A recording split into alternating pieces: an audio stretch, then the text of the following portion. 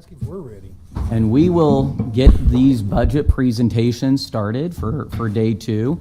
I'll have John Carlson from the mayor's office get us started. Yeah. Thank you, Council Chair, council members. Nice to see you all again. Thank you again for accommodating another few hours of your afternoon here so we can have some conversations about budget presentations. We sent you the list earlier today. The list of folks who are going to present be the second half of the departments that are here. Give you some more details. Same as before, the budget team is here. Taking notes on what information you may have or what questions you may have. A lot of those can get answered at the dais, but if not, we're taking good notes. We'll get that all put together and get you all information back on whatever you need. So I'll kick us off. I'd like to invite Sarah Hoyle from Human Services to come up and talk a little bit about her budget. Good afternoon. Hello, Director. Hello. I am here with Leslie Ahrens, our Quality Assurance Coordinator, Barney, and Dennis, if there are budget questions. Yes. All righty. Then to get started, Human Services has 3 predominant areas. The first one being the partnerships that we have with local nonprofits to augment work that we do in the city and the county. The second area is juvenile justice, anything from truancy within the schools to diversion to when law enforcement bring youth into the detention center and it is authorized for them to be let out into the community. We supervise them in that aspect. And then the third area is general assistance, which has nothing to do with the city, and the city does not pay for that.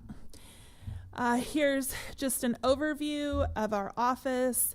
Again, we have myself, Jenny Ryan, our admin assistant. We have 4 caseworkers, a pre-adjudication specialist, a quality assurance coordinator, the screening specialist, and then our accounting specialist. We also just hired a grants coordinator. Again, you don't pay for the grants coordinator, nor do you pay for the accounting specialist that we have. Let's see. We also, with grant writing, we administer a lot of grants through our office. So not only do we have city and county funds, you can see from the information listed here, we pull in a lot of state revenue and federal revenue as well. About half of that state revenue comes back and helps fund a portion of the staff in my office. And then the federal revenue is for pass through into, so we're passing it through to nonprofit agencies. The overall budget that we have here predominantly is personnel. The next highest is our data contract that we have with the University of Nebraska. Again, this data looks at data from the police department, from the state patrol, from UNL, and then from our county attorney's office, from our detention center, juvenile and adult, to look at what is working in the system as far as different things that we put in place to make sure people don't come back again. Joint Budget Committee, most of the funding from the Joint Budget Committee goes to basic needs and victim support, victim safety, with the second highest being behavioral health, and then a small fraction going to early child care. This is just running through some of our data that we have, just so you can see as far as juvenile justice goes, the success rate. I also provided an annual report in the packet, so you can see different stats from our office that encompasses everything. Recidivism. So recidivism for us is a little bit different than what you're going to hear from other departments, like within the state, for example, probation. So when we're looking at recidivism, because of our partnership with law enforcement, we don't want law enforcement to have contact again with our kids. So that's what we're measuring. We're measuring if law enforcement is picking up our kids again. That's very different than state recidivism, who's looking at if they come back in and actually are adjudicated on offense. So we're looking at, did our children have any contact again with law enforcement after being served in our office? And you can see we track it at 6 months, 12 months, and 24 months. And so obviously as we elongate that time, the recidivism goes up, but after 6 months, it's about 12%, 12 months, 21%, and then 24 months is 33%. So when you look at that nationally, that's a really good recidivism rate. How's come the data stops at 2023? Do you want to answer that? I do have updated data for this. I don't believe This is the most updated slide that I just looked at, The most updated. like before I walked over here. Yeah, there's another. We have a more updated data set. Yeah. Do you have this presentation in front of you too? Or do you have a more updated one? This is the one. Okay. Yeah. Okay. And then middle school truancy. Again, you can see middle school truancy, what our success rate is. Truancy is hard. There's a lot of factors that go into truancy. Again, these are kids we're working with within LPS. Pre-adjudicated services, these are kids that law enforcement's taken into detention and it's determined that they can be released into the community that we're supervising. Success rate is, did they show up for court without committing another law violation? That's what we're looking at here. This year is kind of difficult for us in that we're supervising kids we probably would have never supervised before. So there's been a lot of training. We're supervising some kids in district court for some pretty serious offense that we've never had to supervise before this. So. Project Restore, this is another program that we partner again with Lincoln Public Schools. This is for offenses that occurred within the school system. So it's predominantly looking at assaults and disturbances. This program was created with the Lincoln Police Department as well as LPS, obviously, but Georgetown University helped us with this. And this was really looking at how do we impact disproportionality within our system. And Georgetown University said in order to do that, you need to focus on these offenses coming out of the schools. So this program is built for those offenses, and really what it is it's focused around victim-offender dialogue that's facilitated by the Mediation Center. And so when these assaults occur, when disturbances occur, oftentimes it's LPS is often there along with if there was an identifiable victim. But in a disturbance case within the school system, that is more likely some type of incidents that is involving LPS. So. One thing with Restore that we really wanted to get at was decreasing the amount of time from offense to completion or from offense to a youth coming into our office. We know that children's brains are very different than our brains, and we know that time is a whole different area for kids than it is in adults, meaning that when we first took over juvenile diversion, one of the things that we found was we were calling kids, and it had been months, 6 months, sometimes a year from the offense until the date that we're calling them. So when you think about that and you think about a child coming in for maybe an assault, what we were finding was maybe it was an assault between two boys, and when we would call them a year after, they were best friends again. And so here we are now getting involved in something that's already been solved, and what are we going to do at this point? So we said in order to make the biggest impact, we need to get as close as we can to that offense date. And so we started tracking how long it actually took. And you can see from offense date to the time that it actually comes to our office is about a week, 2 weeks. So. Or days. Mm-hmm. Yep. Okay. Yep. Okay. That's fine. It's okay.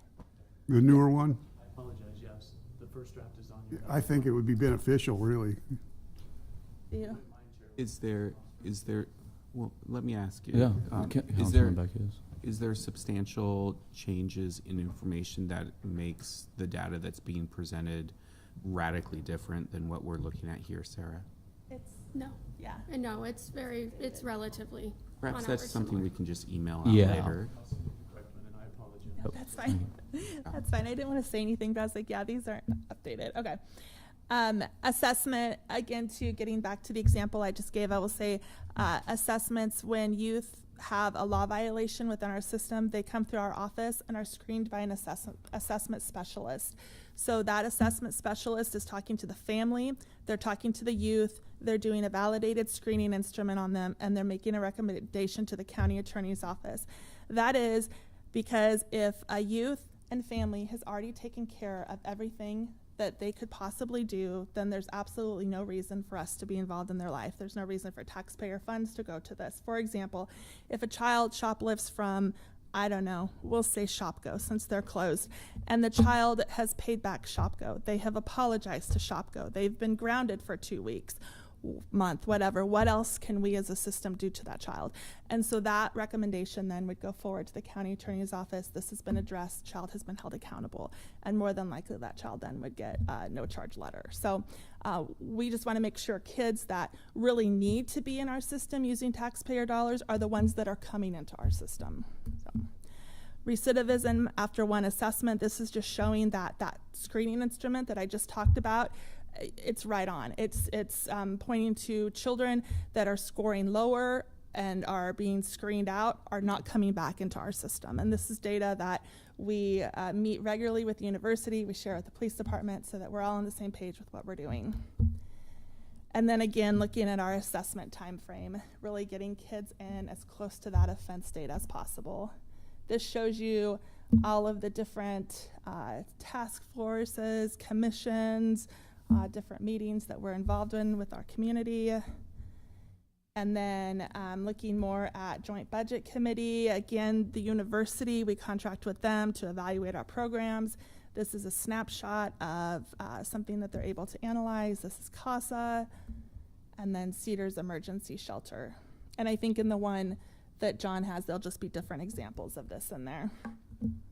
So, and then most importantly, Barney's contributions throughout the city and the county. So I know I had 15 minutes. I am at 14. Any questions? Are there any questions for Director Hoyle?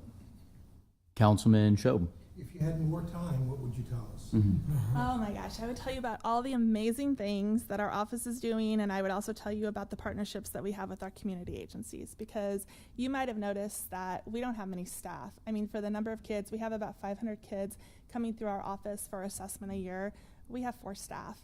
Programming is not happening within our office. We say the magic happens with our community partners, and that is true. We're referring them out to the community for programs, just like we do with other individuals who are calling for assistance. We rely on our community partners, and they do amazing work. Councilman Bowers? I think also just to kind of say out loud for the record, the county funds the biggest chunk of your budget. Do you know the percentage off the top of your head, or just kind of a rough? It's not a 50-50 split, right? That's yours? Yeah. Oh, this is mine. Unless you want to answer this. Well, I don't know the exact percentage, but what I would tell you, if you wanted to go out and see her budget for the county overall, if you went out to the Lancaster County website, you can go out there and there's a budget right on there. If you go into that and her budget hearing was on June 9th, you can see all of it and you can drill down in all of it. For sure. The biggest point that I was just trying to make is that, the city's not funding the lion's share of the work that's happening with the Human Services Department. The county is. And so I just wanted to put that out there. Right. I mean, we back off all the numbers and then we do the 50-50 split after that. Right. So. And even with JBC, I mean, the county's at 1.6 million and the city is 632. Yep. Any other questions for Director Hoyle? No, thank you. Alrighty, thank you. Thank you.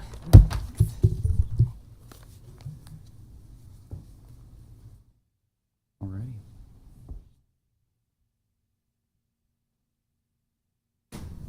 Next up, LPD. Do we have anyone from?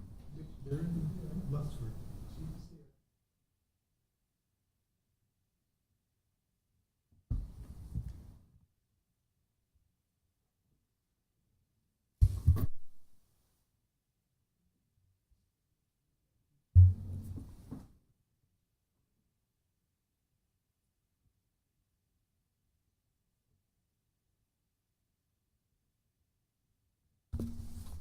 Hello, Chief.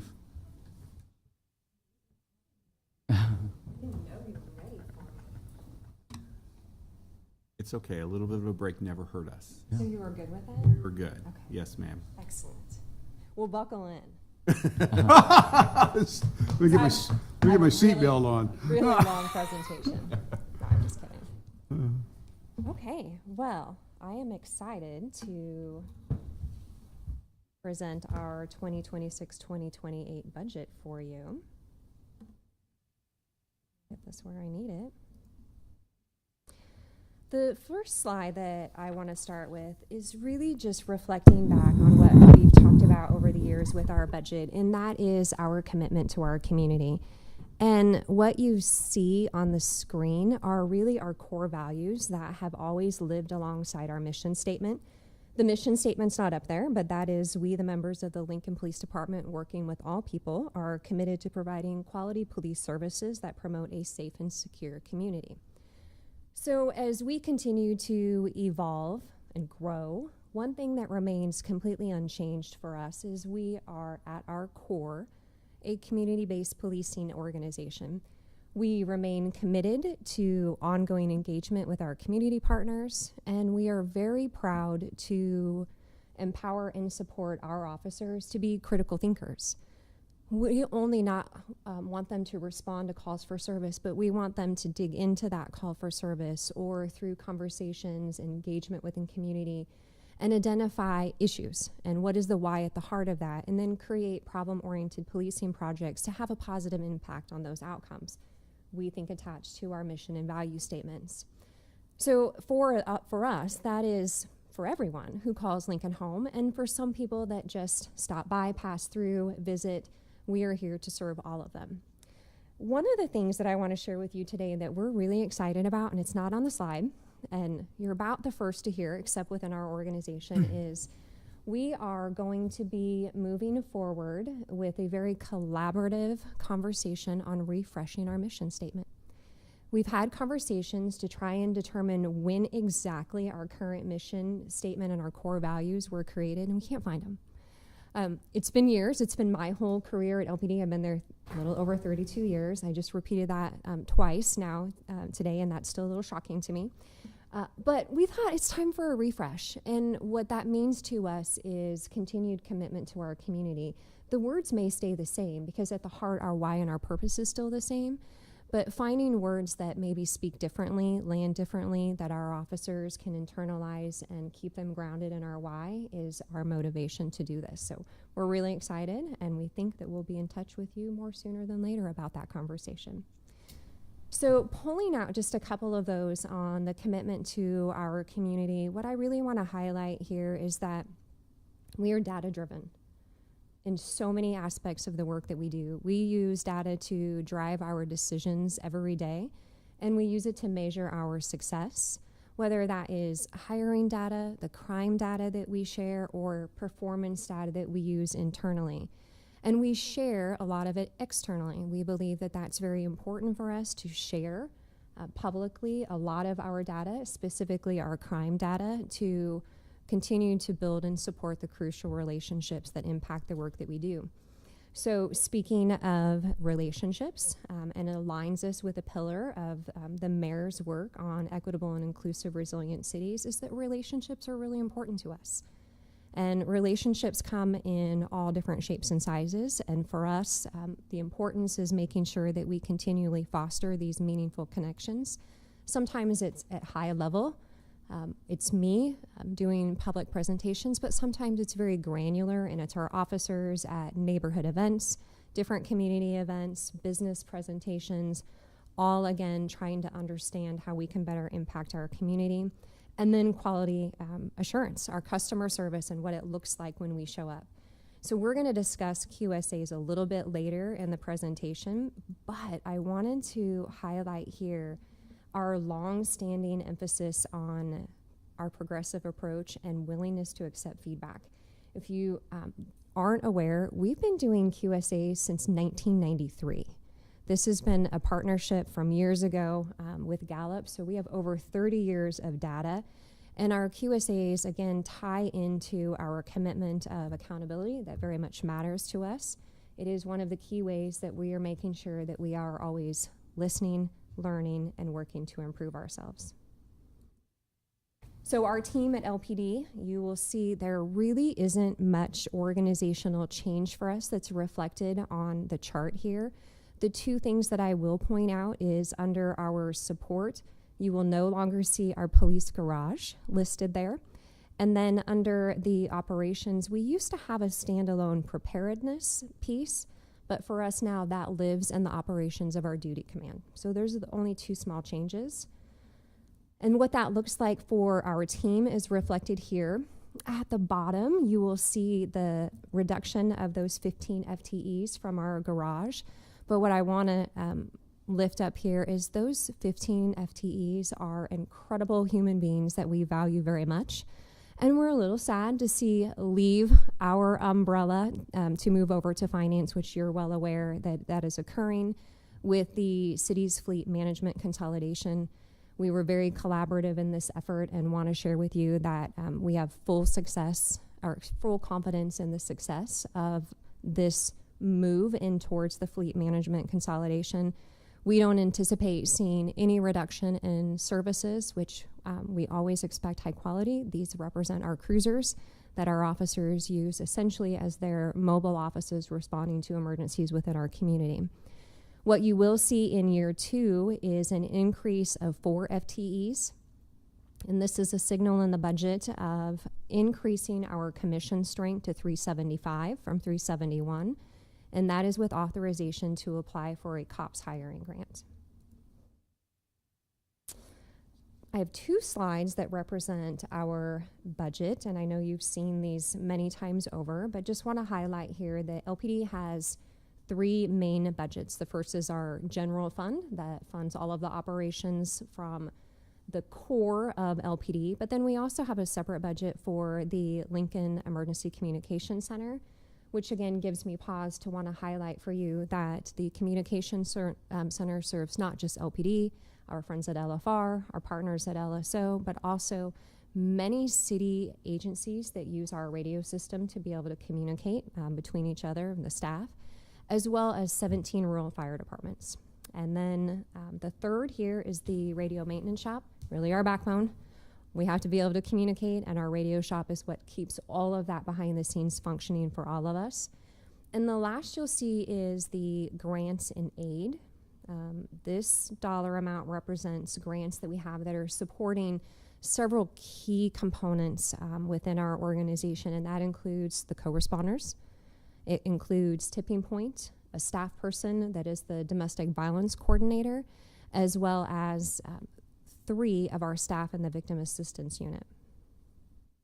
Again, small increase that you see is reflective of just the increased cost with inflation, as well as the addition of the 4 officers, as well as a few others that we'll talk about on another slide. So here's the breakdown of expenditures. Really the only thing that I want to point out for you here is how our budget is heavy with personnel. We don't have a lot of other what I would call fat within our budget. What funds the rest of it is our important services and contracts that we have that keep us operational. But for the most part, about 80% of our total budget is personnel. So this is the slide that I was referring to that I want to talk about a little bit more, that's reflective of some of the changes that you see in our budget. And the first is 7 officers that were previously grant funded. So we have 7 officers that we had previously funded with COPS hiring grants, and we have now used all of the grant dollars available to us. And so we are moving in the first year of the budget those 7 officers to the general fund so we can keep and maintain them, and then also then maintain the high level of service that we have in our community. Further, as mentioned, we have the 4 additional officers that would be coming on with a COPS hiring grant should we be successful. That grant just opened, but they would join us in the second year of the budget. On the technology side, we could go into several of those, but what I really want you to hear from me today is that we remain committed to exploring advancements that help us meet the expectation of the community. This does include Axon and several other investigative tools and technologies that we have in our communication center that keep us relevant and able to answer those calls. This is a fun one where I get to celebrate the work and partnership that we have with City Council, specifically when we talk about some of these partnerships and the new ordinances that we've been able to pass. First and foremost, the nuisance vehicle ordinance that we work together on that has been really impactful in us creating a higher quality of life, specifically for those that work or live along our O Street corridor in Eastern Lincoln. We think that that's been really beneficial. And now we have the cryptocurrency, the ATM ordinance that we have, again, representing the work that we do in the city, because we hear and listen, we look at our data, our partners with the city council and others in the community. We think that keeps us super successful. New units. Want to mention this really quick. We have always had a little bit of a behavioral health unit. We've had a mental health coordinator, and we in the past had a homeless outreach coordinator. We are working to build out our behavioral health unit. First and foremost, when those positions were originally created that I just mentioned, we didn't have some of the resources and programs that we do now. Now we have the co-responders, and we have a partnership that we'll talk about with Centerpoint. You've heard it before on our alternate response. So with those partnerships, it provides us an opportunity to a little bit of a reimagine and determine where we still have some gaps of service that we can be impactful on with some realignment of staff. And so we're going to grow out our behavioral health unit here in the future with more staffing, a little bit differently than what it's looked like in the past. Same can be said with our school resource officers. We have added 2 relief officers to the SRO program, and eventually we would like to pull them out and make them a unit of themselves within our organization. Of course, we've had other projects and assignments as well. The last thing on this slide that I want to mention is that we remain grateful to City Council. On our last budget cycle, there was additional dollars that had been added in for training, and I want to share with you that we used every bit of those dollars to be impactful and hit the areas that we believe that we were, I wouldn't say deficient, but that we can continue to improve upon. One of those is leadership. It's so important for us to have solid leadership to continue to grow and support our organization into the future. So we have brought in IACP's First Line Leadership Program a couple different times, as well as national speakers, all with the intent to develop leaders at all levels in our organization, and that includes our professional staff. It is across the board, left, right, top down, bottom up, for us to dedicate time and resources to that effort. We also sent several officers to Decatur, Illinois. This is the home of the Police Executive Research Forum's ICAT training. That is a de-escalation training, and that acronym stands for Integrating Communications, Assessments, and Tactics. For us, that has been really valuable to then to bring that knowledge back and use it in all of the training that we have. So besides just standalone de-escalation training, anytime we're training on using any type of force or control, we are also interlacing the idea of using de-escalation when and where we can. FTO, it's been really important for us, again, on the leadership side to make sure that we are operating at a high level, and it had been a long time since we brought in an external FTO as field training officer training, and we did that.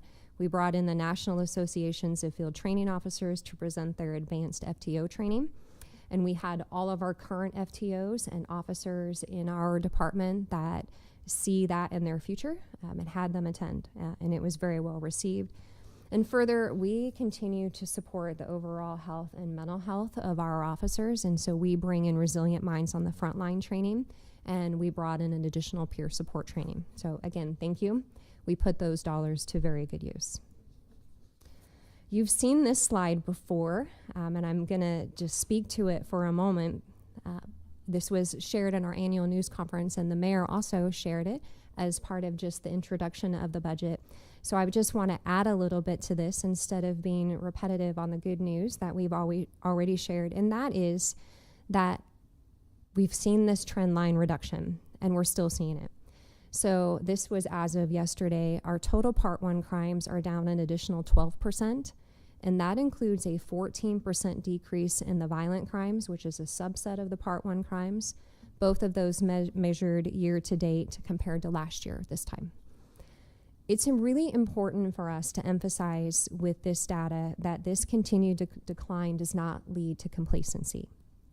We recognize that there is so much more work to do to make Lincoln the vibrant quality of life capital that we aspire to be.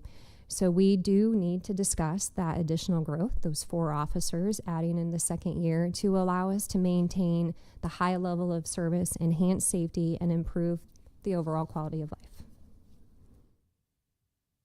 Response times. This is a measure that's really important to us. You will see that we remain relatively steady and have over the years, but this is something that we continually monitor.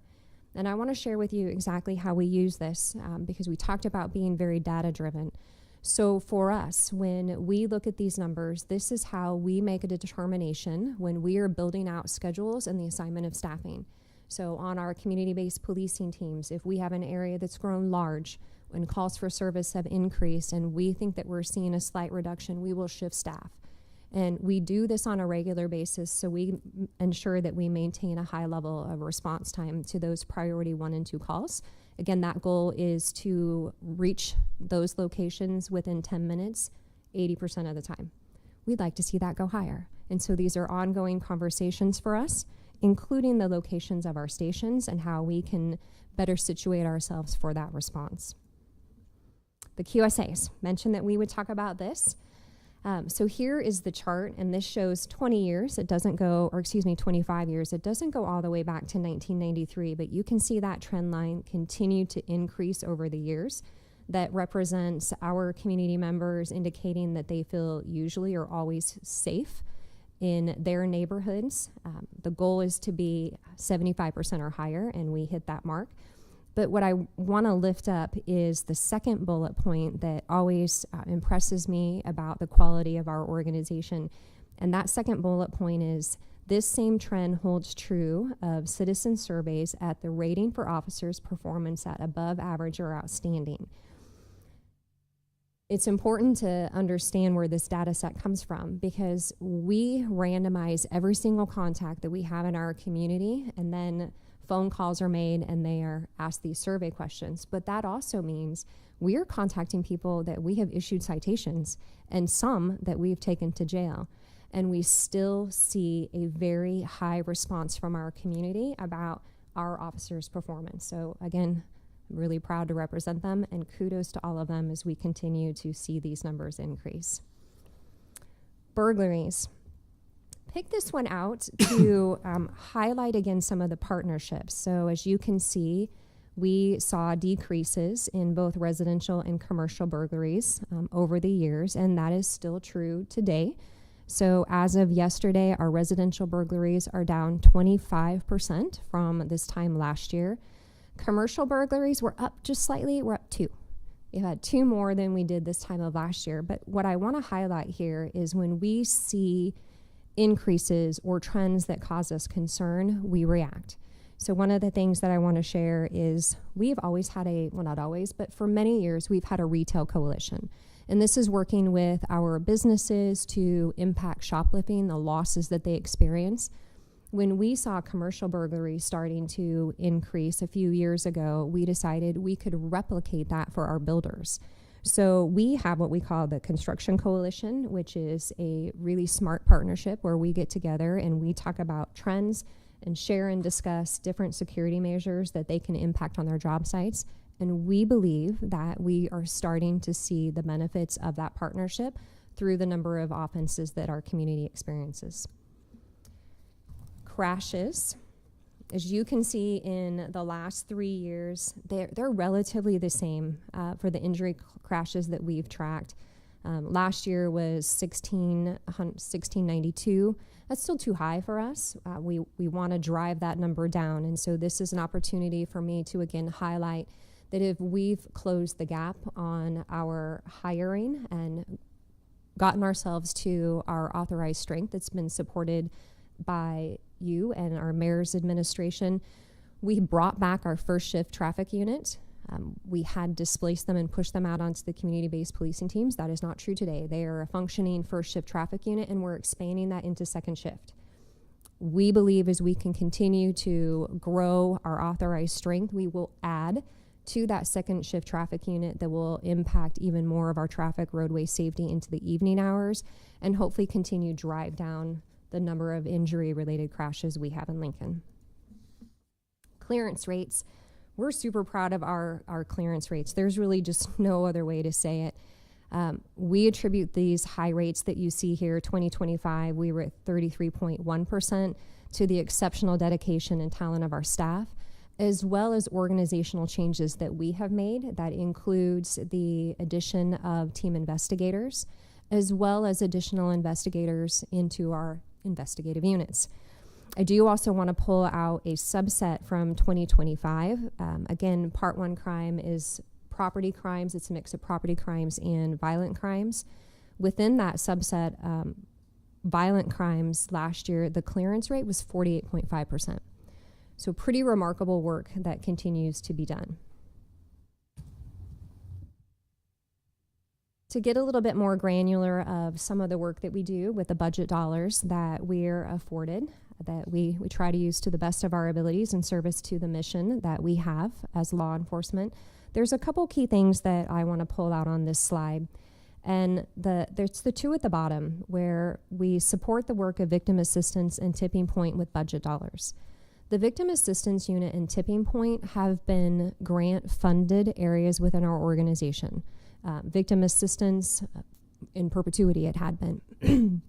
We are committed as we look at our data and our resources to creating priorities to how we can continue to be successful serving our community.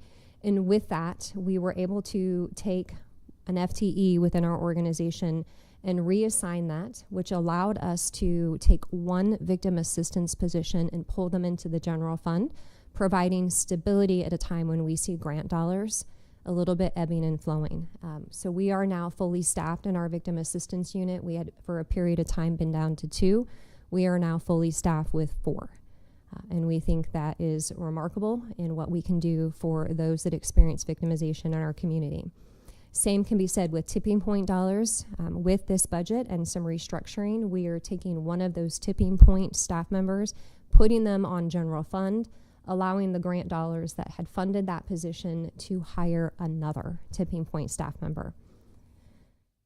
And to the previous slide where we talked about adding different FTEs in our organization, I listed several of them here just to highlight those additional investigators in criminal. It's been 4, as well as a cryptocurrency investigator in TIU, and that really aligns well with the new ordinance that we created in conjunction with AARP and City Council. Domestic violence, that is an area where for so many years we only had one investigator assigned in the Special Victims Unit to conduct follow-up to these types of cases within our community. We added a second. We hope to continue to grow in that area as well. The team investigators, second shift traffic. We have first shift bike patrol again. We haven't had first shift bike patrol in many, many years, but we're proud to be able to bring them back and serve our downtown community. That is right. Former Officer Duden, I think when I first started, was bike patrol, first shift. So some of the new ones that I want to lift up that I haven't mentioned yet is our range officer and academy officer. So this really represents our success in hiring, that we had to make sure that we had enough staff in our education and personnel unit to train these officers to the high quality that we need. And so we have added an academy officer, and we just finished the selection process, though the named person is not for public purview yet. We are going to add another to our range, and hopefully we'll finish that up tomorrow. That's a good way to end the week on a Friday, right? Let's see. So here, we have a couple of things again. We talked about some of the restructuring, so I just want to hit on the first bullet point, and then I'm gonna pivot a little bit and talk about our communication center. We are also adding into our forensics unit and crime analysis unit. Forensics is so important. Video is exploding everywhere.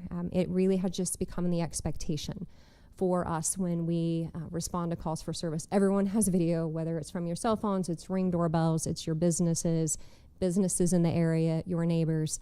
There's so much of that video. We have to be able to process it and evaluate it to determine if it's of evidentiary value. So that is an area we needed additional resource. And then crime analysis. For us, one area of deficiency, again, as we continue to dig in and how we can do better, was not having enough resources and attention paid to pawns, Crime Stoppers, leads online, the things that allow us to increase case closure, case clearance, and potentially return stolen items to their owners. This is an area that we wanted to be more impactful on, and so with some reorganization, we are able to add that position as well. Again, remembering that we're only adding 4 in the second year. These additional adds have been done with closing the gap on our authorized strength or restructuring in service to our mission within our own 4 walls. The Communication Center, I have to lift them up because they're pretty remarkable. So the Achievement at APCO's Training Program Accreditation, and that stands for the Associations of Public Safety Communication Officials. They are one of 109 certified in the country. And to put that in perspective for you, there are approximately 6,000 emergency communication centers in the country. And we are one of 109. So that is quite the accomplishment for them.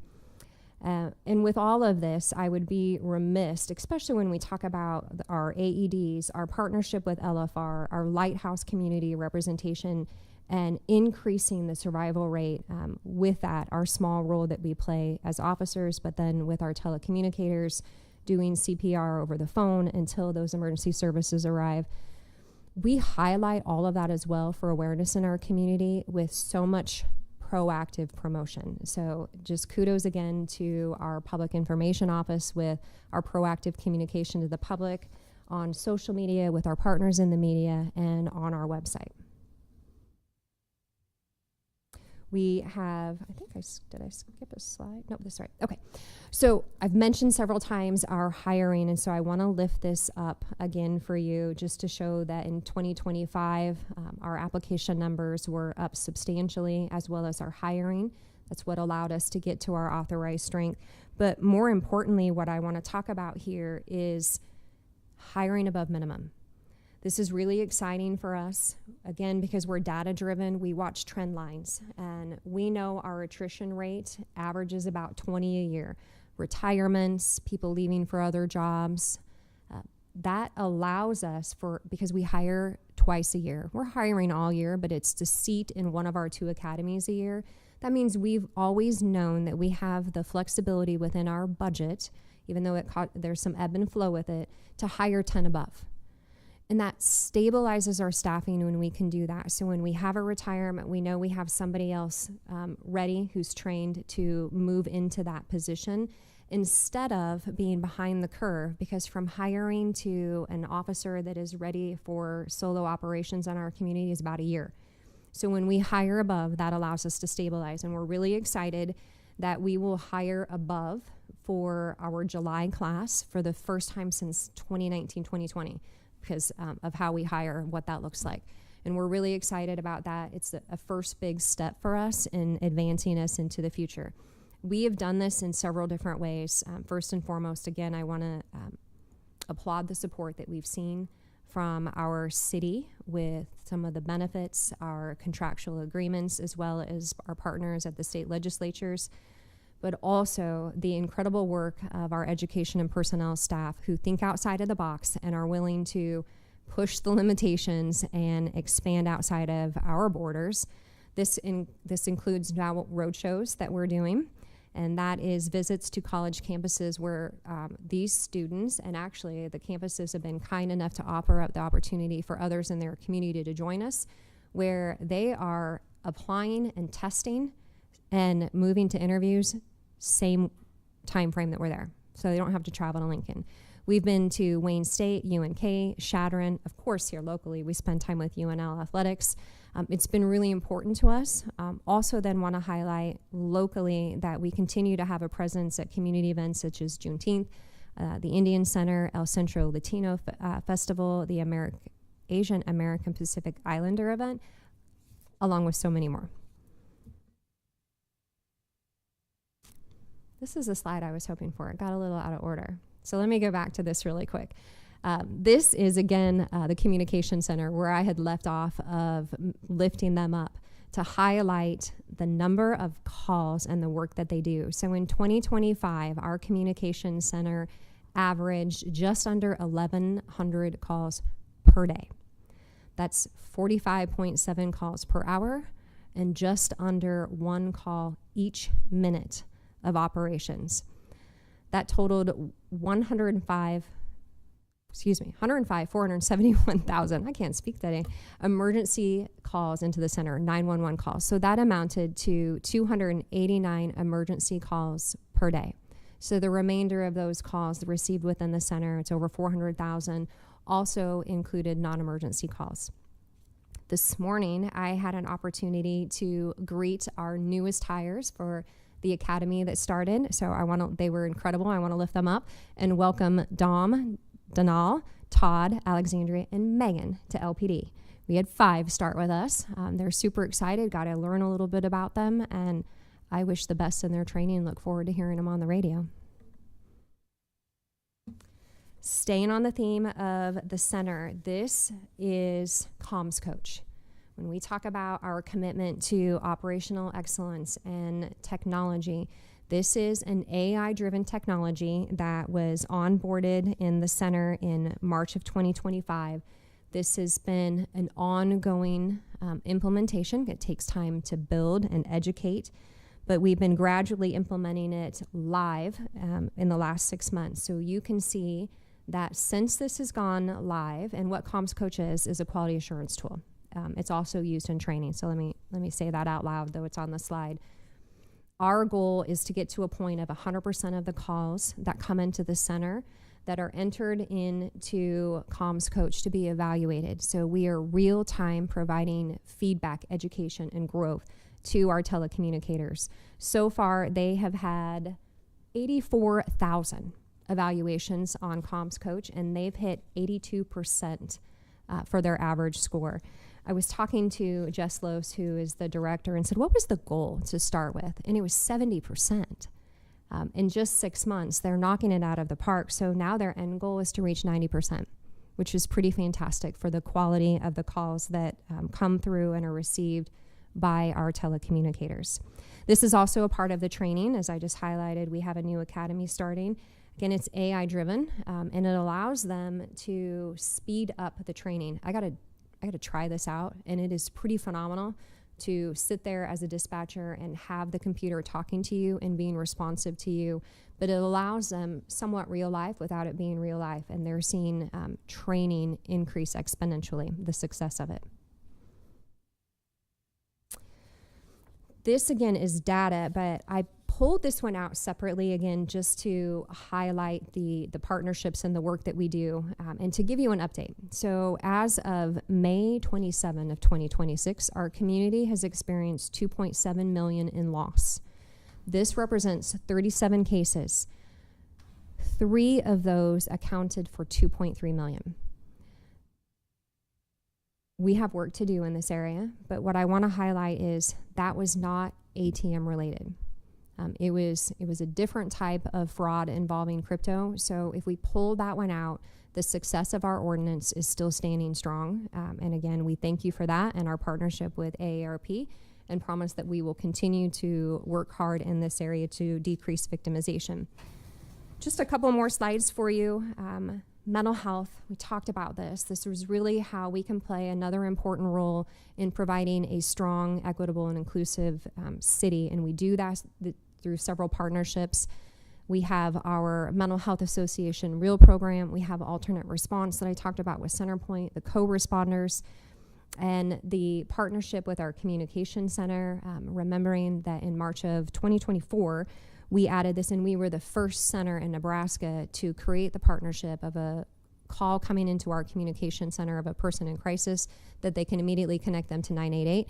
So far to date, that is 76 connections that have been made.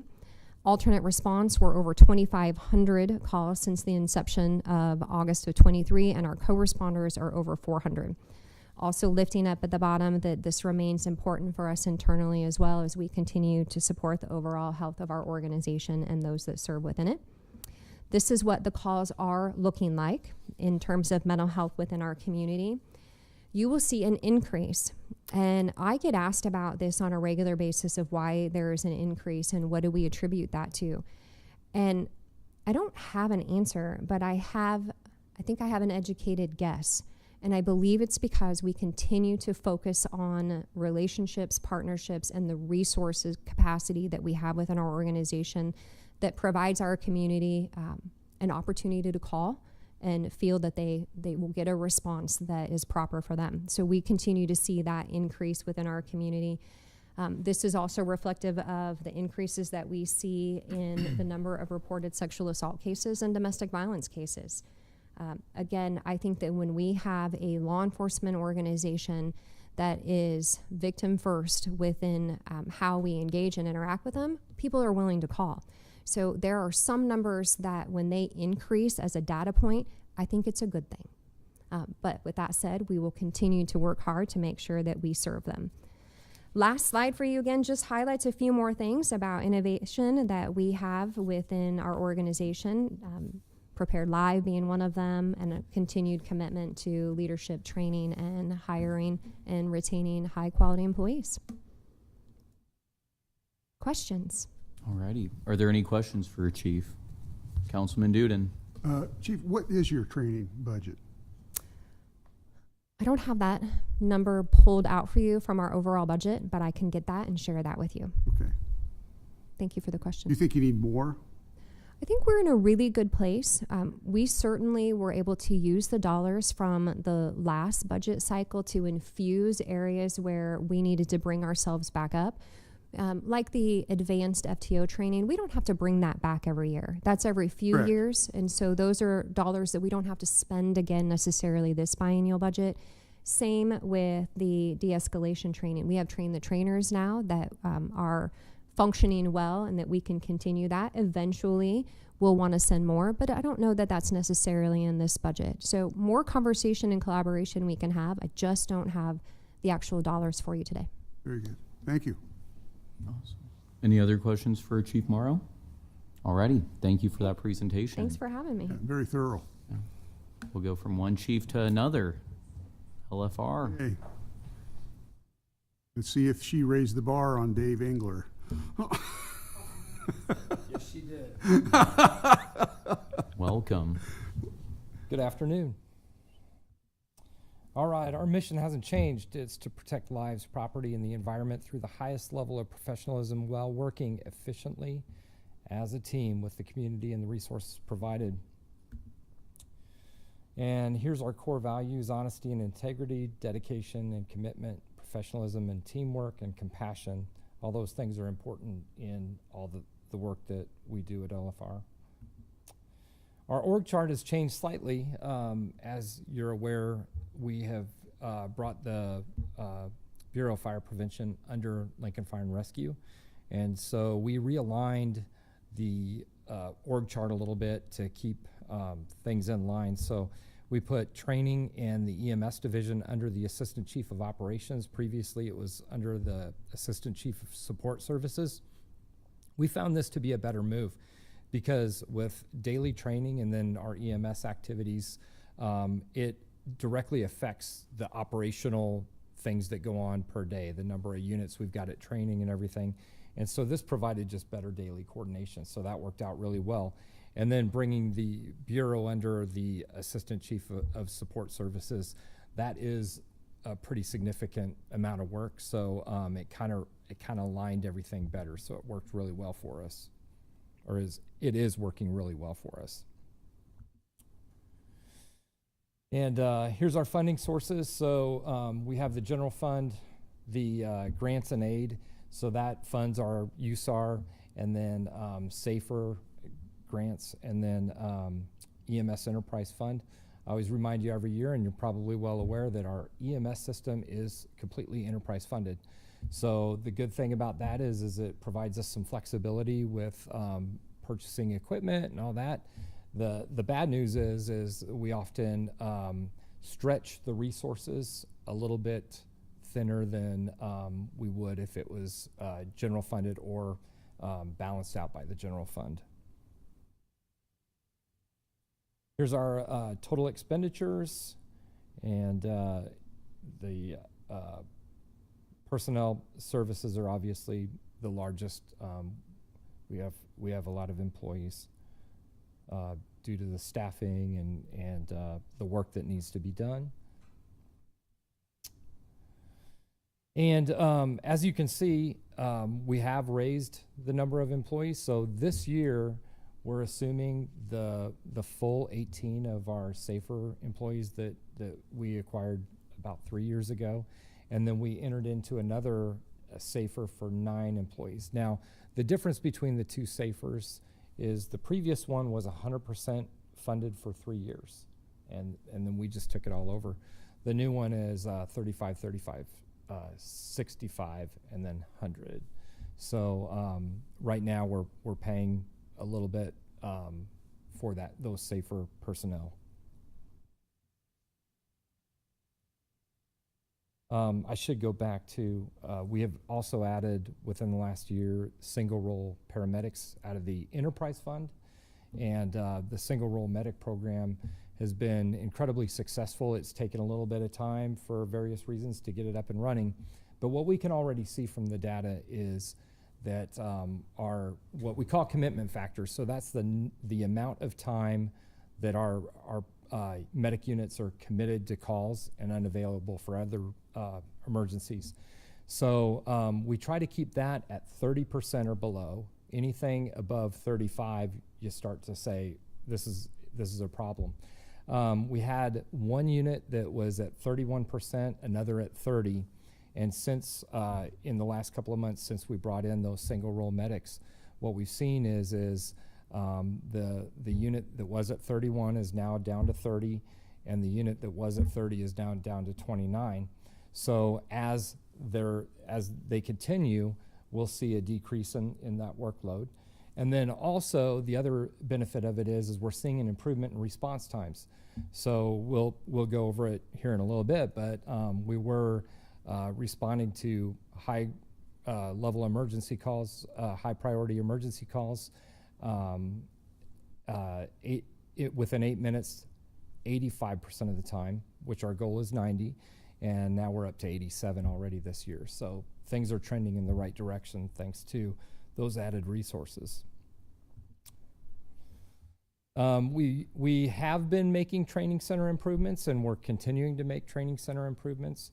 Councilman Duden talked about some of the extra money that was provided to us in the last budget. We were able to get some training props and some training classes that really helped bring us up. And I would echo what Chief Morrow just said is that really filled a gap, and we're doing very well now thanks to just having that extra. We had experts from Underwriter Laboratories, UL, out that were teaching us with one of those props that we used recently to train the trainers. So we'll be training our department, and then we're working on replacing our drill tower that needs to be demolished and needs replacement. So that was excellent. We're continuing to work on station renovations and improvements to enhance our operations, improve response times, and improve the health and safety of our firefighters. And then apparatus and medic replacement schedules for budget predictability and operational reliance. So we've got some very talented individuals in our fire shop, and they've come up with a really good schedule of what we need to stay on top of the apparatus, because we're in a good place with apparatus, but we don't want to fall behind. So we're making some improvements to our medic unit fleet right now, and we're continuing to work on our fire apparatus to keep those up. Grow an equitable and inclusive community with a high quality of life. We did, like I talked about just a little bit ago, we implemented single role medic units to put more providers on the street during the peak hours, so they work during the day. And one of the other things that's nice about this is it improves our diversity, because a number of our single role medics just don't have an interest. They're great paramedics, but they don't have an interest in doing the firefighting. So this expanded their ability to come in and work for LFR, and we found a great place for them, and they're being very effective. We're adding a 9th daily medic unit to maintain call response times. So those are going to be staffed with firefighter paramedics and firefighter EMTs. Those will operate 24/7.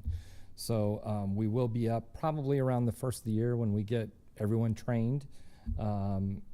We'll be up to 9 medic units per day, and we'll keep with the peak hour units of our single role. And then realigning the Bureau of Fire Prevention with LFR. And what that does is it helps create better communication between the organizations and allows us to do a little bit more effective community risk reduction work, which is basically fancy for fire prevention. And I did see in the planning and development's presentation, there was a question about where they're located. So the fire inspectors are going to remain here in this building to just ensure that there's continuity for customers that come in and do that. But they are answering to LFR. So it's just like yes, to me. And it's just very similar. We've got 16 fire stations throughout the city, so it's just another location for our personnel to be. Protect the health and safety of our families and our community. So again, and Chief Morrow talked a little bit about this, but we have great cardiac arrest numbers and just cardiac and stroke times. So our team is doing a great job of recognizing those events and treating them properly. And then ongoing lighthouse training, and what we're doing is we're sponsoring what we call resuscitation academies and bringing in people from throughout the state, but also out of state to hear about how they can bring those skills to their community and better their cardiac arrest save rates. And then implementing sustained firefighter wellness efforts, including injury care coordination for faster, stronger recoveries, comprehensive annual cancer screening and fitness tracking to keep providers healthy and ready to care for everyone else. So one of the things that we did successfully this year is we implemented 2 programs I'm very, very proud of that really helps our employees. One is the company is Frontline that does the physicals or medical examinations.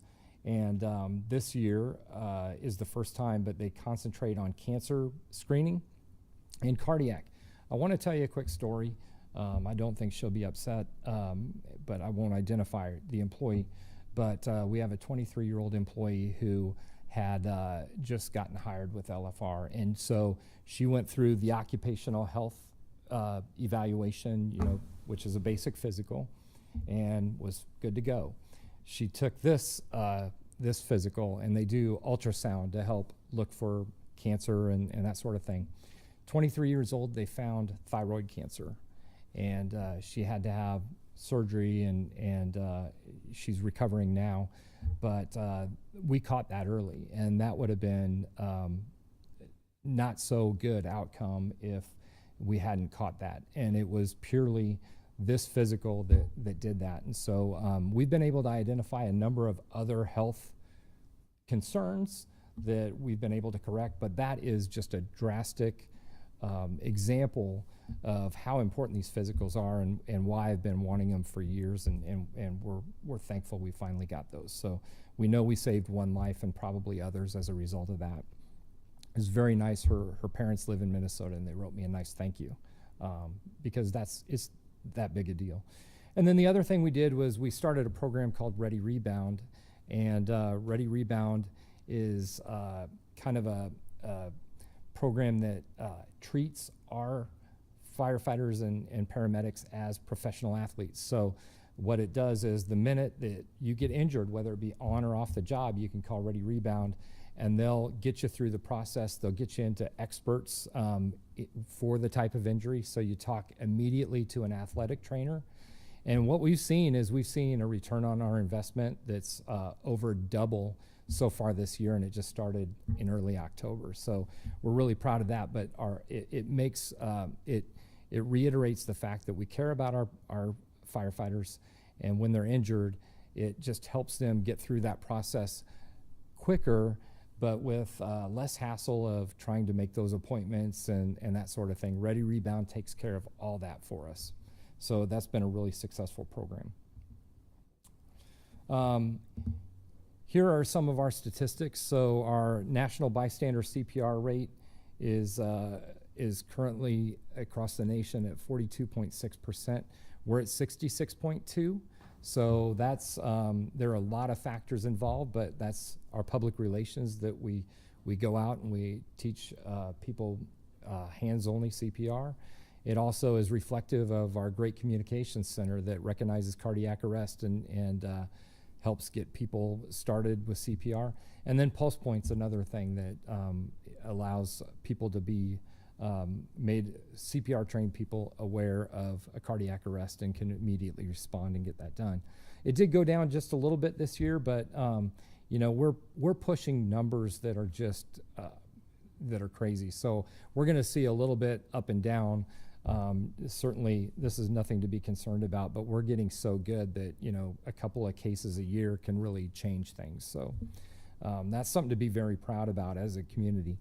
And then achieve a CPR fraction of at least 90% and not less than 80%. So we're at 95%, and that's reflective of our crews training constantly on cardiac arrest. We do this all the time, and that gives the patient the much better chances of survivability. Protect the health and safety of our families and communities. So our cardiac survival rate this year was 68%, and the national average is 33. And 68, I mean, that is an amazing number. Our team is just doing a great job, so it's good to see that. And you know, when you think about when you travel and you go to all these cities, the national average is 33%. So Could be because the people in Lincoln are just tougher. Well, it could be. It could be.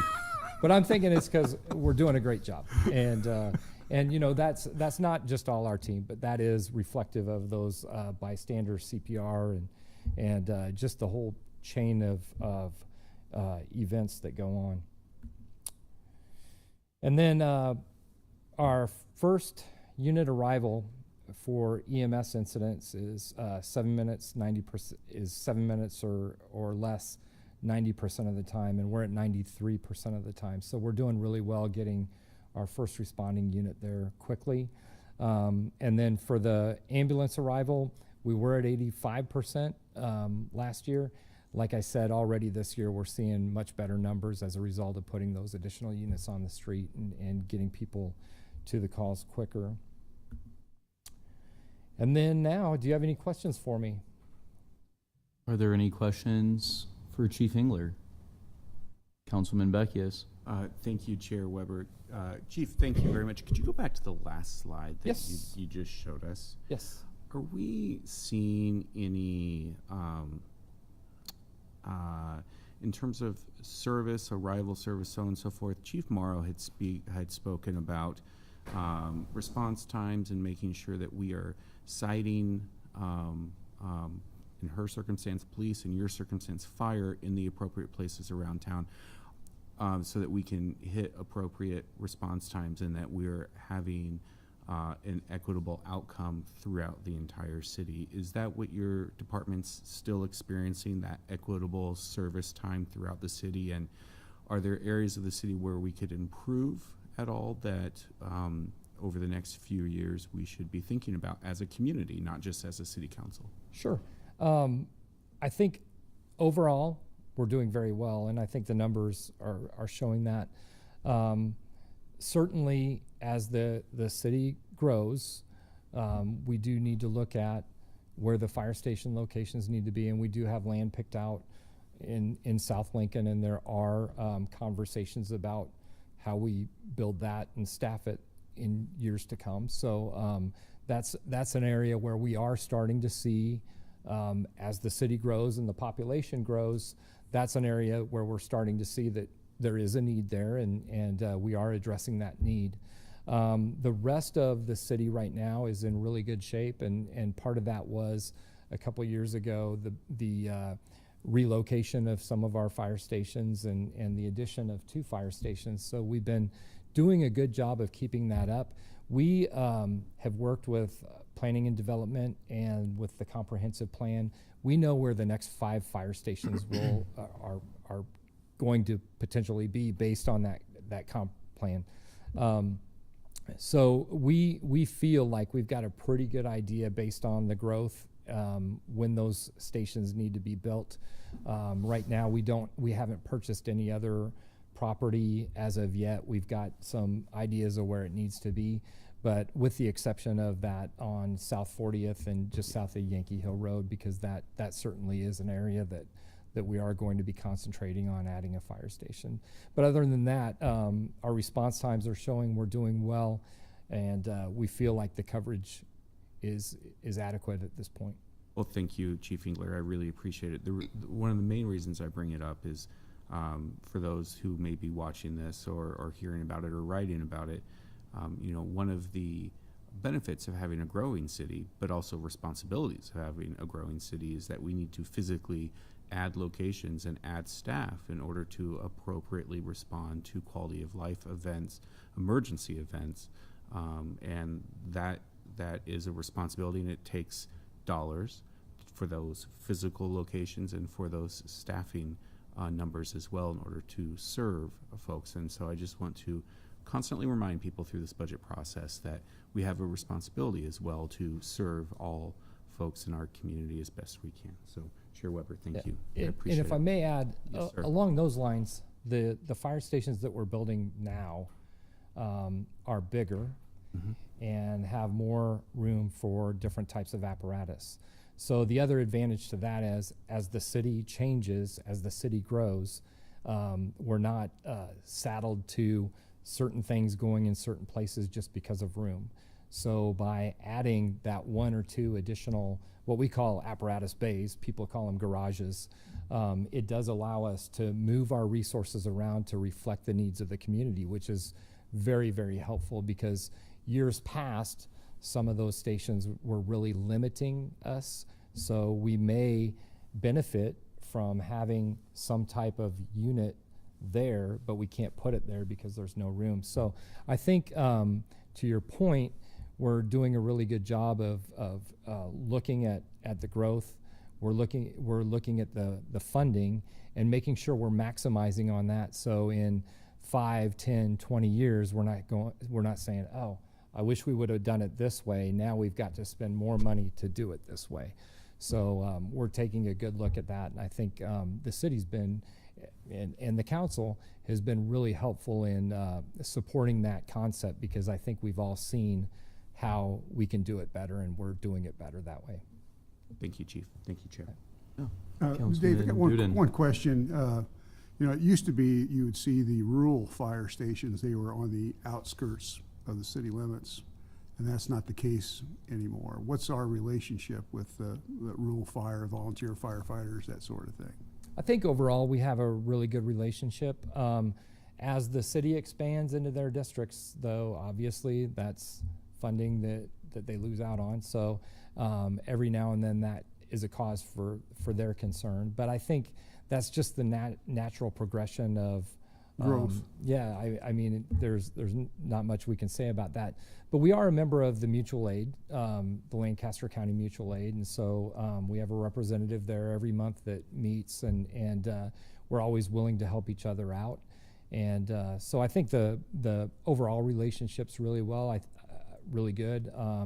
I will say, every now and then annexations do cause a little bit of tension, and it's not a personal thing, but it is like we're tightening their budget just a little bit, and but they're also no longer responsible for that area. So there's give and take there. Thank you. Any other questions for Chief? Alrighty, thank you. Right, thank you. Thank you, Chief. Next up would be urban development.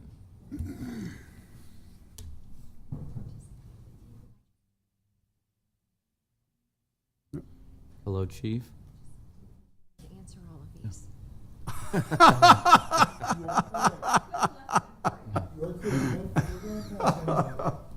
Alrighty, Director Marvin, welcome. Thank you. Thanks for having me here today. I'm going to start off with our mission statement. It hasn't changed from the last couple of years, but urban development promotes neighborhood and vitality through affordable and accessible housing initiatives, redevelopment programs, and efforts to enhance social and community capital through reinvigoration of community spaces. I think you've seen some of that as we've gone through with Belmont and University Place. plans, and these efforts are supported through housing programs, neighborhood revitalization, redevelopment of blighted and substandard areas, and improvements to public spaces such as streetscape projects, as you're seeing on O Street. Urban development also manages our garages, our surface lots, and on-street parking. Other parking-related services include downtown parking enforcement, which we brought through earlier this year, a revitalization of the ordinances there. And through these operations, we help maintain a vibrant downtown and environment. So this is kind of the organizational structures. We think of ourselves as having three divisions: livable neighborhoods. Those would be principally CDBG funds, administrative services, which is to try to pull everything together. Pat's in the room here in case I get a tough question here. And then economic opportunities, that'd be the typical redevelopment plans that we bring through on occasion through City Council. Some of the notable headlines, we're maintaining our 22.5 FTEs. There's a little change in there, which I'll go through in a second. I think a big change, which will not be reflected in the budget numbers I'm going to be showing you here, but I think that Finance felt that the DLA budget was in the miscellaneous budget, and since we have a lot of interactions with DLA, their budget will come into the urban development budget. We're going to continue to do the south of downtown and other redevelopment projects, which will add an additional 200 units over the next couple of years. And another little kind of point of note is that the contingency fund has had the opportunity to capture parking funds, hasn't typically done that, so that as a budget transfer will not show up in the budget book, but in prior years it hasn't been something that's been activated. If you go through, take my glasses off here, so the right-of-way specialist number went from 2 to 1, and then the planner 2 number went from 1 3/4 to 2. That's the major change that we've had in our FTE count, and we were asking to be able to add a planner 2. I'll kind of get into some of the elements of why we want to make that change, but we'll be maintaining our FTE count with that position change at 22.5. Our budget looks like it's a fairly static number with inflation's changes, but we've kept the general fund growth level at a reasonable rate, and the others would be typical federal funds that we get either through CDBG and home or parking revenue, which is the biggest component of the urban development, which much of that is personnel costs through our contract with LAS. Our expenditure side, again, a lot of that is parking generated. When we get into some of the slides on our parking funds, we do a lot of work within our parking garages to maintain our investment there, and that's a considerable part of the urban development budget. Livable neighborhoods, try to go through a number of slides here rather quickly, but we like the pictures that I think we can share with you. This is a house that would have been in south of downtown, and that's a completed project there. We've been able to make a number of improvements to a lot of the buildings in that area. It was launched in 2022. We've approved 326. We've completed 253. 41 properties, meaning that many of these are apartment buildings with multiple apartments in them. And the affordability range has been from 5 to 99 years. We've standardized that at 20 years now when we do a project in south of downtown. There's been collaboration between the private sector, between LES and urban development, and we've been able to capture more dollars into doing projects because of that partnerships that we have. Here's a before and after picture on a house. And this gives you an illustration. When I was here the first time, we started seeing that kids were being impacted from elevated blood levels. And so we applied for a grant, received a grant in 2021. That grant was for $3.3 million. We've expended those funds. We did 113 projects within that. After I left, came back, but during that interim period, we applied for a second round of that grant. That's consistent. Omaha is on multiple grant rounds with their lead paint, and we got a second grant that was larger than the first, $4 million. We've already completed 37 properties. And the three buckets of dollars would CDBG funds, which we've always had, have a lead component in them, and then the other two rounds are the other dots that you see on that map, but we're remediating lead paint throughout the city. Here's an example of a lead hazard house that would have been re-sided. I think there's improvements aesthetically that people get out of this. They also get higher energy efficiency on the buildings. Better windows. Here's another example of a typical CDBG home that we would do a 0% interest loan. Council has sought that that we should be able to do a heat pump program. That's been very popular. Usually the funds are expended before the end of the year, and I think that we're making a difference in that regard too. Just as the only data that I have on the savings is in south of downtown. There was a study, and what we do with our heat pump program there and the rehab projects that we've done in south of downtown have saved people an average of $200 to $300 a year in energy costs. We track our affordable housing goal. Mayor had set a goal of 5,000 new or rehab programs projects by the end of the decade, and where we are at right now is we've exceeded that number, and I expect that we will continue to exceed that over this budget cycle. Economic opportunities, these would be TIF projects. Many of them came through here while I was on a hiatus, but I did work on the Residence Inn building. It's a beautiful building, part of our entryway into the downtown. League of Nebraska Municipalities, that building is up. Price tag on that was $6.4 million. $6 million was private, and $400,000 in tax increment financing. I think we've been creative at trying to marry the use of tax increment financing with low-income housing tax credits. It's been a tool to kind of close a gap that developers have. So a couple of the ones that I can share with you is Union at Antelope Valley, $54 million project, $50 million in private financing, $3.4 million in tax increment financing, and low-income housing tax credit project, which are federal tax credits that are available to people.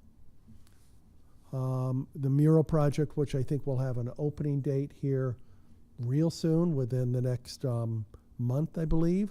They are letting the apartments out as it is right now. First floor will have some non-residential uses that I think are going to be a bonus for the downtown. That one's $12 million project, $10 million private, $2 million tax increment financing. NeighborWorks did a creative project over on 46th and Pioneers. They're trying to, they have some market rate townhomes and some affordable ones. Those would be, the affordable ones are going to stay inside a community land trust, which would mean these will be affordable for 100 years. And there was $6.2 million project, $600,000 in tax increment financing. Foxtail is by far, of any of the projects that we've done, the largest number of units that are out there. To date, we're at $130 million, and TIF is a significant part about that. The level of affordability out there is as varied as you can get. We have some housing affordability at 30 to 40%, 60% affordability for some apartments, and then owner-occupied units there as well. We expect to bring later this year a senior housing project for that neighborhood. This project will be opening up later this fall. It's central at South Haymarket, 173 affordable units, $30 million project, $25 million privately financed, with $5 million of tax increment financing. Where's this one at, Dan? It is between 9th and 10th Street. Oh, okay. Just right South of N. South of N, yes. That's right. This project is a Hoppy project over on about 13th and D Street. They're just opening it up and letting it. We took a tour of that. That's the one that will have Clinic with a Heart on the first floor. I was not aware until I took the tour. Clinic with a Heart also includes dental work too. So there's a dentist office in there as well. And I think if you look at the mapping that's done through Community Health Endowment, you'll see that that's an area that's in need of medical services. 48th and Madison, worked on that just before I left. Kind of on a hiatus because of rising costs, but we did get that through earlier, and it's up and out of the ground, and you can see it's being framed up as we speak. I think it'll be very attractive for North 48th Street. Streetscapes projects we're doing on O Street, Project O Street. And then we have a project that is going to be one of the finishing touches on a pedestrian bicycle trail between Northwest 20th Street and Northwest 48th Street, so a number of blocks. This council gave us some new software. One of the little things that's being identified here is the ability to do tap to pay, but you also can scan a QR code on your phone. What Tony will say is, you're getting ready to leave, you're thinking, I'm going to leave right now, you can scan the QR code, pay, and then hold up the QR, and the gates will just lift up. You won't have to do any paying as you exit the... Won't have to ram them. Yeah. We don't like having to repay for those. We have a number of cameras. A lot of these are safety related, which we'll have a short discussion of, but we do try to address suicide prevention as well. Again, we spend a fair amount of money keeping sure that our parking garages are in good shape, and we do a great job of that too.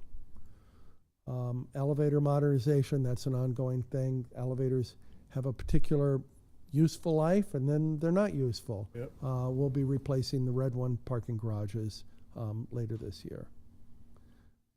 I know we brought through and shown you some of the renderings of what we'll be doing on University Place. This will be a complement to the Music District. Administration, the administration component of things is we do the real estate work for the city of Lincoln. So Michelle buys the right of way and also sells the property that is considered surplus properties. We do GIS research, and Kurt in our office is adept at providing research studies and providing information for council. If you have any interest in a particular thing, I think Kurt can probably get you an answer. We do the administration of all the federal dollars that come through our office. We track the TIF costs, and Ernie in our office is skilled at environmental brownfield grant work, and we do BID administration as well. These are examples of some of the BIDs that we currently work on. This is kind of a, I think this is here just so that the public knows that the federal dollars that we do get into are spread out throughout the entire city. And they're used for NeighborWorks Lincoln, Habitat, Soto Rental Rehab, lead grants, healthy home grants, tree removals, just a number of different sources are identified here on this particular map. Impacts. So what we've done over the 24-25 budget year is 74 director deferred loans, 53 emergency repair loans. This would be somebody that had an air conditioner go out in August, and they need air conditioner, or water heaters that go out. We repair through an emergency process to get that done rather quickly. We provide first-time homebuyer assistance, help with Habitat Humanity, NeighborWorks, and also remove dangerous trees. 9 redevelopment projects were initiated through the last budget cycle, and because of the software changes, we're operating more efficiently. So the economic recovery has seen more cars go through our parking garages, but just the 26% increase doesn't completely capture the whole story. Our revenue has gone up because we're more efficient at how we can operate the gates going in and out of our parking garages. And we continue to save lives as we use technology to make sure that people who are in our garages are not under a state of distress. Our goals for 26 and 28 aren't going to change a whole lot. We're going to continue to use tax increment financing to eliminate blight and enhance the economic opportunities. We're going to use district TIF judiciously, as we have in south of downtown, and in Project O Street, and out on West O. We're also going to use some district TIF in University Place and Belmont, as was just approved earlier this year. Holly, we've kicked off with a few homes, and we'll be able to share that information at a future date. We're going to work on 9th and 10th Street as Project O Street is wrapping up. It'll include 9th and 10th Street. And we'll complete the Project O on the Music District. Parking operations, new camera upgrades, a central command. I think the most important bullet point here is this one, a comprehensive downtown parking study. We're going to learn more about where we want to have our parking garages, how we need to operate our parking garages. There's going to be some changes with the library. How do we make that?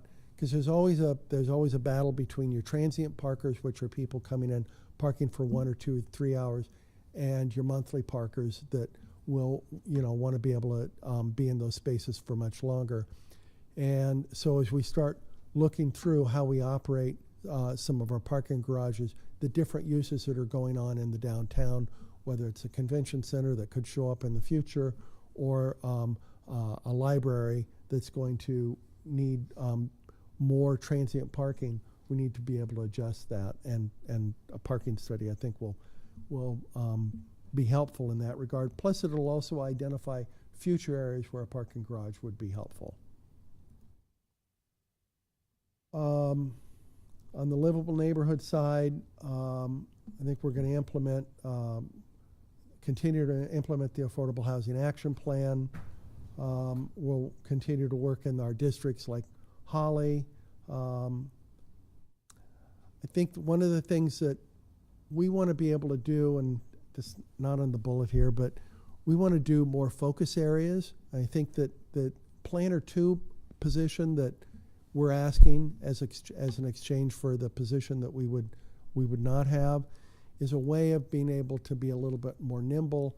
Rather than do a Belmont and a University Place that can take a year and a half, I think we can be more nimble. We can do focus areas in smaller parts of the community and identify the needs that those neighborhoods want more quickly and identify those, and we'll be able to produce focus area plans. And what Stephanie's doing with livable neighborhoods is then be able to take that information and provide that across multiple departments so that when we go to start allocating resources, we know the resources that we're going to be providing will be resources that have been vetted through neighborhoods, and we think that we'll be able to make the city's expenditures more impactful to try to match up with the needs of local neighborhoods.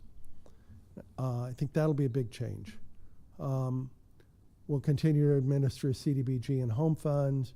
We'll digitize our real estates. We've got quite a good digital system for tracking. And I'll stop there and open it up for questions. Alrighty. Are there any questions for Director Marvin? Yeah. Councilman Duden? I hate to be the only No, one you're that's good. asking questions, but Dan, do we have a standard of what businesses should look like landscaping-wise on O Street from one end of the city to the other? I think the answer to that is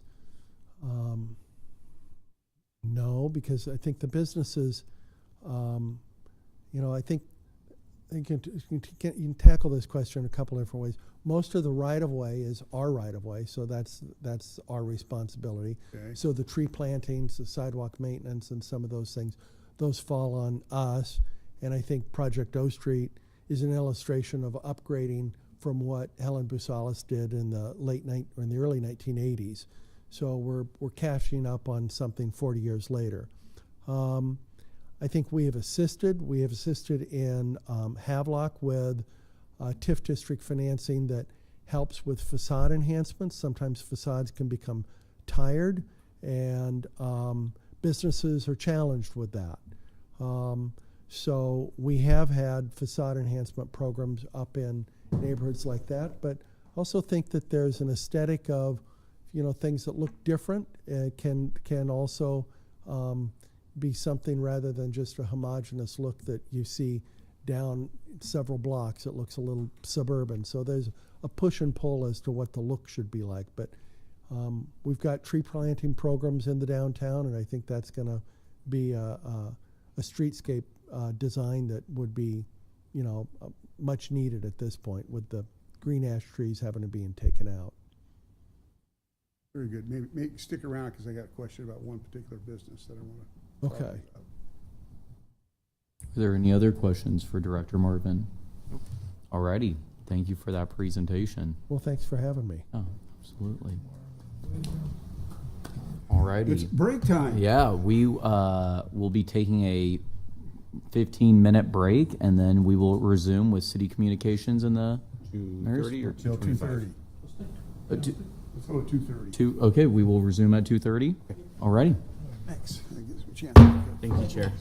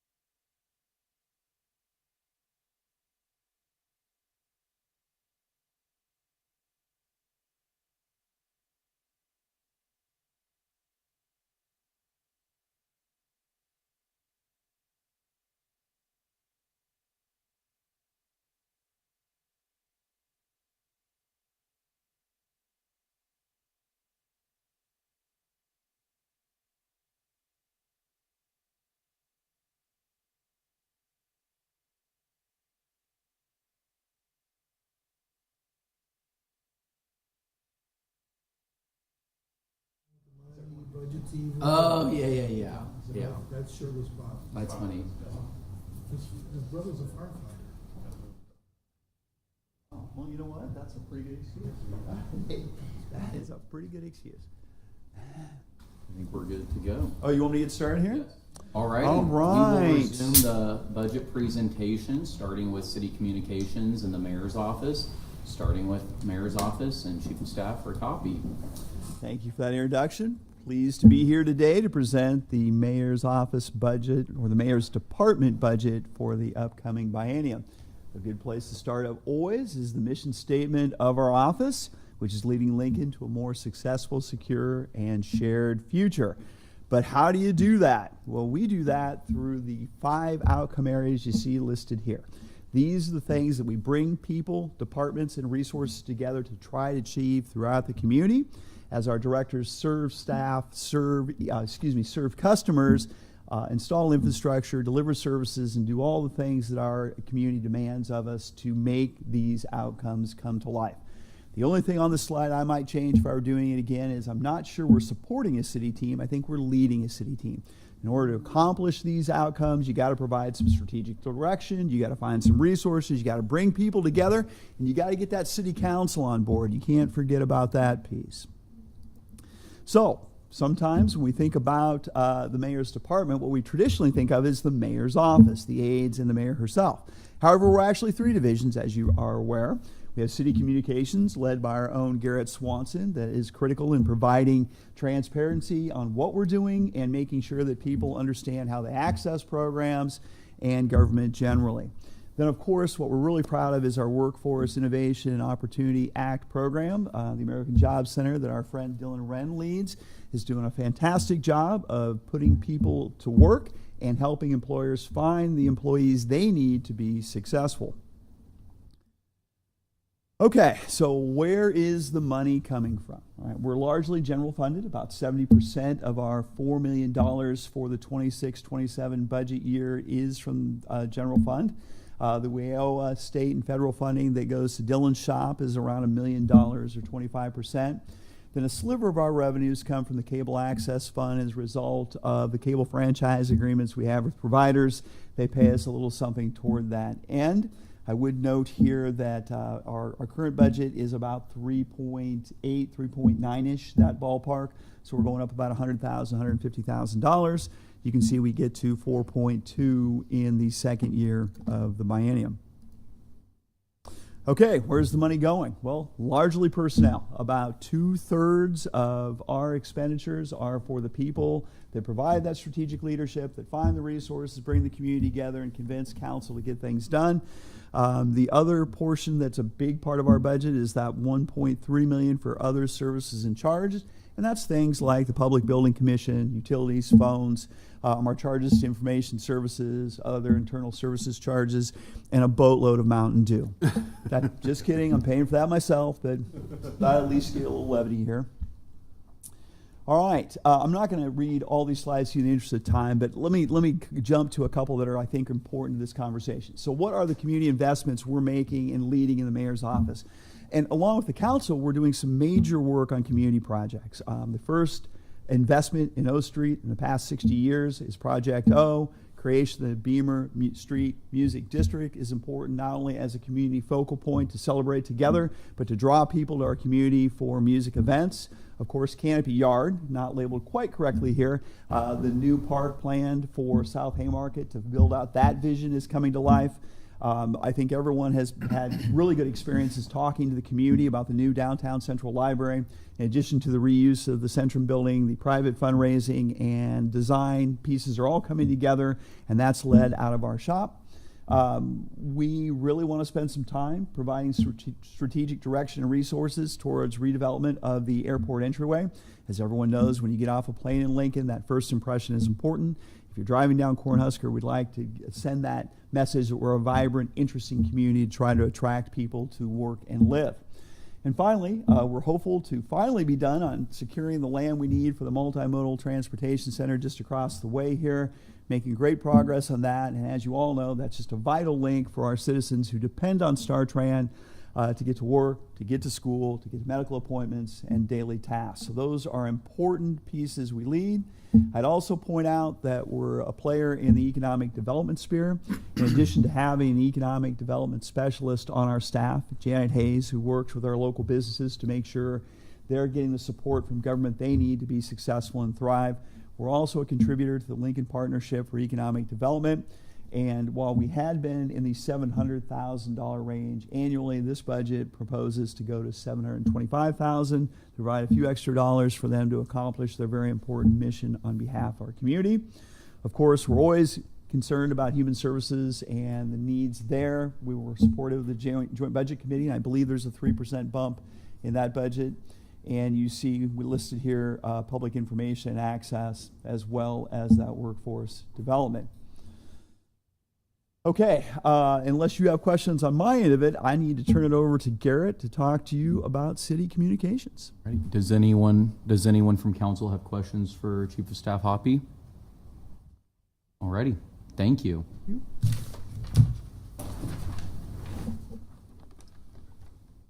Hi, Council. Thank you for having me. It's my first time up here to talk about the budget. Yeah. And I'm very excited about that. So, as you all know, I'm the Chief Communications Officer for the Mayor, and city communication is the communications link between the city government and the public. We have a clear mission to provide accurate and timely information to residents need to access city services and fully participate in local government. Some of the responsibilities we have are media relations, that encompasses many different areas, website design and content, social media, government access television, L&K TV, marketing, advertising, and printed materials, and then basically anything that comes up. So we are right under the mayor, as you can see here. So the team makeup is changing a little bit with the new budget. We are going to be moving a quarter salary of one staff from the cable fund to the general fund. As some of you may know, the funds coming from the cable access channel are going to be changing a little bit, as Benny absolutely knows.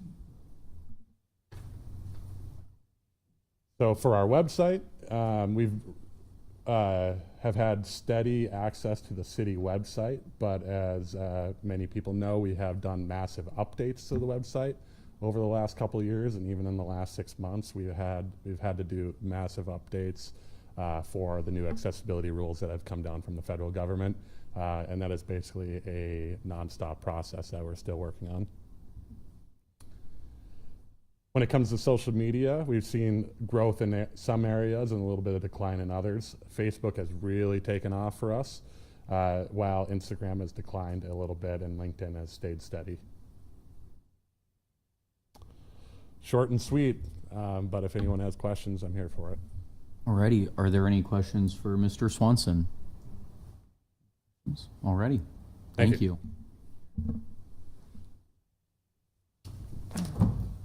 Hi, Council. Hi, Dylan. Dylan Run here from the Lincoln American Job Center. So we help people get jobs, meaningful work, impactful futures, and I'm going to just tell you a little bit about stuff you might know already about. So we help residents gain skills to get good paying jobs, and we work with businesses to help them meet their needs. So it's really a win-win in that matchup. Like I said, helping people build skills, get jobs, grow their careers, connecting with businesses to help them hire and train people. And then we also work with a bunch of partners at the American Job Center to help support that and make that happen. And then who we serve adults, we prioritize low-income individuals, we help people that are laid off, we help young people explore careers, we help people with disabilities enter the workforce, we help new Americans, we work with justice-involved folks, so the whole gamut of our community we work with.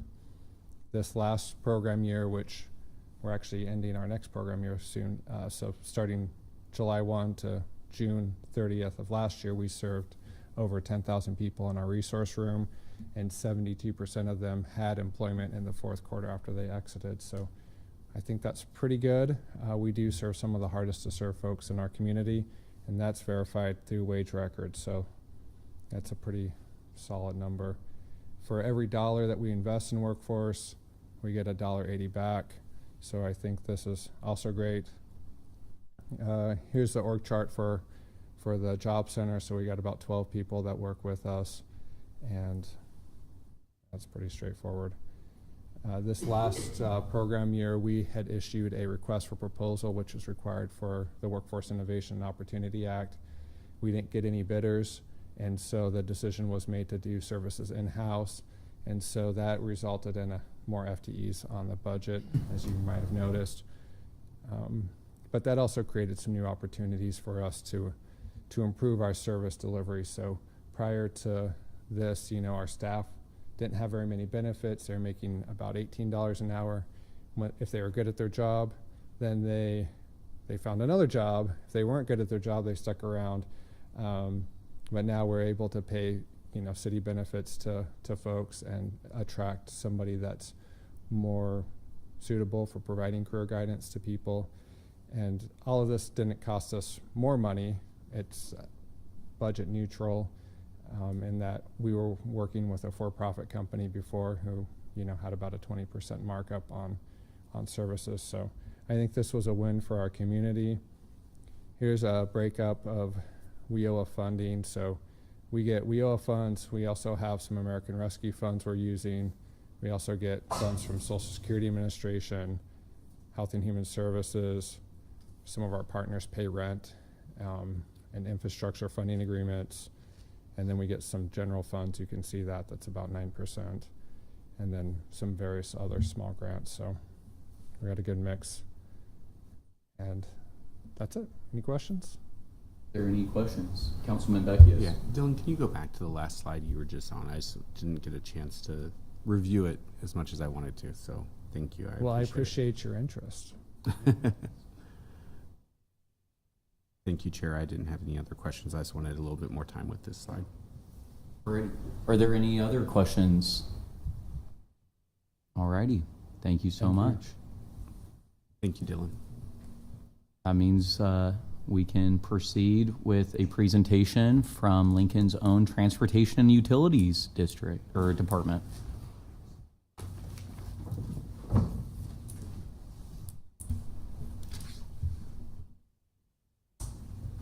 Welcome, Director Elliott. Thank you very much.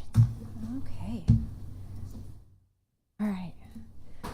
I'd like to start off, like others did, with just kind of our mission. One of the important things with LTU is we were the first public works department to be accredited within Nebraska and the region. And part of that is we have to make sure that we get our mission and vision out there for everyone.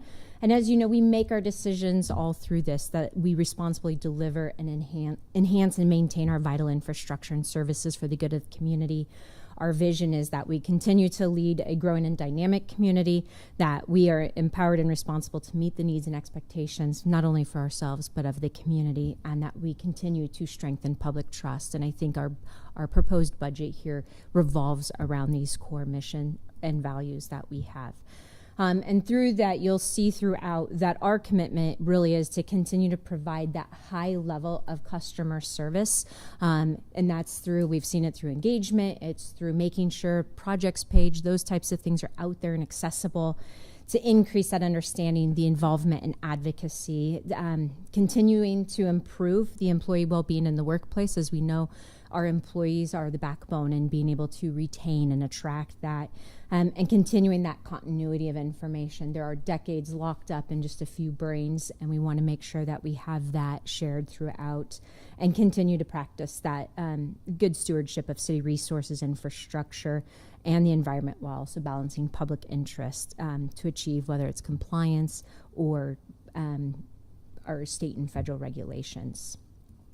So we do this throughout. We always focus on, we've got 3 branches, but I'd like to point out we actually have 4. We have our transportation, our transit, our utilities, but also our administration.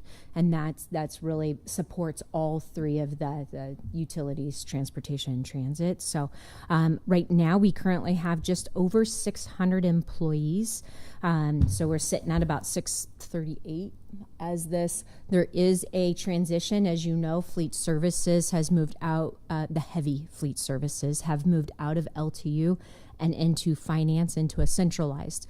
LTU does still have our transit fleet, and that is within StarTran, and that's just a different beast because you have to comply with the Federal Transit Administration. So you'll see that removal of fleet services shifted over to finance, and then we'll talk through that, looking at our requests this year, and I'll go over this a couple different times, but what we're proposing is a significant investment into our streets team. They'll, in the first year, adding well, actually, it's 10 total FTEs in our streets team, and we'll dive into that.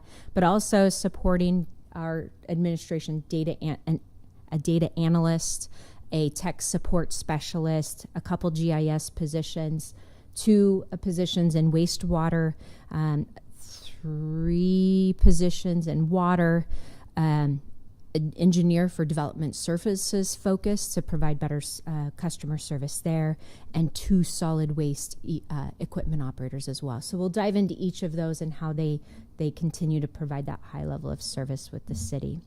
Looking at this is our 2 years, 2026 and 27, operating budgets. This does not include CIP, as I know you're well aware, but just for anyone that takes a look at that, this is just our operating budgets. As you can see, not huge increases on either year, but continuing service as usual in our operating budgets. So today I'll go through each section one by one. I've put in questions after each section, so if there's anything there, or we can open up whenever you have questions throughout. So we'll just start with transportation. I'll go into utilities, and then we'll wrap up with transit. As we're looking at the budget, what we're seeing across the department, our water main replacements, the dollar per foot is up about 12% over our last year. So you'll see that built into our O&M numbers. We're continuing to see rising diesel prices. So you'll see that across all sections because we still have those diesel equipments. You'll start to see that going down in StarTran because we will, over the next year, get rid of our last diesel buses. So in StarTran, you'll start to see that go down, but it'll remain in the other sections. Generally, for our transportation, asphalt and concrete and our 9-inch pavement are all up. And they vary anywhere from 4% clear up to 23% increases in costs. So that's also reflected not only in O&M for our internal maintenance, but also in our CIP project estimates, taking these into consideration. So knowing these trends, we have been strategic in how we're building into our projects. We're able to balance these higher costs with our efforts to continue providing that great service, and we'll talk through a little bit more about that here. This one, just highlighting what we do. LTU has been able to make significant improvements on all of our streets with the help and support of Lincoln on the Move. And this one is just one of Normal Boulevard that enjoy seeing that. I know it's painful as we go through that. But it's been a process. I think as we continue to go, compared last year to this year, the public, we have much more engagement, continuing to see the benefits of that with the support that we've been seeing with our improvements across the city. And with this next budget, we're finding ways to continue doing that. And the first one is adding 2 GIS positions. One is serving with our drone services. We continue to utilize drone services. We have internal, but we're continuing to use high consultant costs. One of them was we recently used a consultant to fly our street between 48th and Cotner, and it was over $10,000 just for the drone flying services. We could have done that in-house with one extra staff for less than $1,000. Wow. Because overall it's about $65 an hour for our team to do it. So this is one way where we're trying to bring down those costs that account for those rising asphalt and concrete costs. If we're able to reduce it there, we're able to keep doing the amount of projects that we're doing. So that's one. The other GIS position is we are just seeing a higher volume especially in water and our development services. The more accurate we can be on our GIS, the fewer hits that we have. So we're saving costs not only for developers and builders and contractors, but also ourselves, because our own work out there relies on those GIS points. So being more accurate, it also allows us to do some additional bigger projects that we would like to do. We have a lot of agreements out there that say, when warranted, the developer is going to pay for this traffic signal. Well, that could be 10, 15 years down the road. And if someone doesn't remember it, so by doing a pinpoint in GIS and being able to connect all of those dots, it'll be more efficient, making sure that we're staying on track of requirements not only for the city, but developers and other builders in the community. So those two GIS positions will be significantly helpful in those areas. The other part is adding a tech support specialist as well as a data analyst. Our tech support specialist one, we have a tech support specialist too, and that is Michelle Zolke. She is everything when it comes to our project website updates, keeping that information on there. She does everything with the website. Because we are sharing more information with the public, she's at capacity. And so adding additional staff person to continue that public information available and accessible, we need additional capacity there. So that tech support specialist one would be able to help there. And then our data analyst, we have a lot of data that could be helpful, but it's very difficult to access. We currently have 2 data analysts, and in fact, they worked on a project and are going to be in front of you for a Mayor's Award of Excellence, because for the budget, we had a bunch between finance, myself, and HR. We had thousands of rows of data on FTEs that took hours for everyone to go in.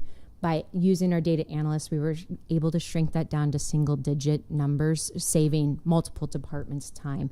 If we had more of them, we could find more efficiencies and, again, better utilize our resources by saving money as well. And just because I wanted to know when we were doing this, our project's website, we started it around 2023. We had about 150,000 people that accessed our project website. We're over 250,000 people accessed it last year. So I think we'll continue to see that number growing. I've gone to a couple town halls and people have raved about having access to all of the projects. So I continue to see that growing and having that readily available. Going into transportation, just looking at as we're strategically planning how we're doing this, we really wanted to see how has our preventative maintenance been doing. And we've been able with crack sealing, some of our potholing, all of that is going down because we're able to repair more streets, but it's also going to make the streets last longer.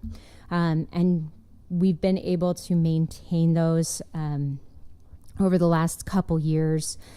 Just for the blocks sealed, we've been able to increase drastically. In 21-22, that's kind of an anomaly. We had less than 5 inches of snow that year, and it was like summer all year round, so we were able to get a lot done. But we have continuing, other than that year, continue to increase the number of crack sealing efforts we're able to do, preserving the life of our streets even longer and bringing down our potholes. Our pothole numbers around 2020 were about 50,000 potholes a year. Now we're down to 30,000 potholes, and that's part of the preventative maintenance, part of Lincoln on the Move and all of those efforts.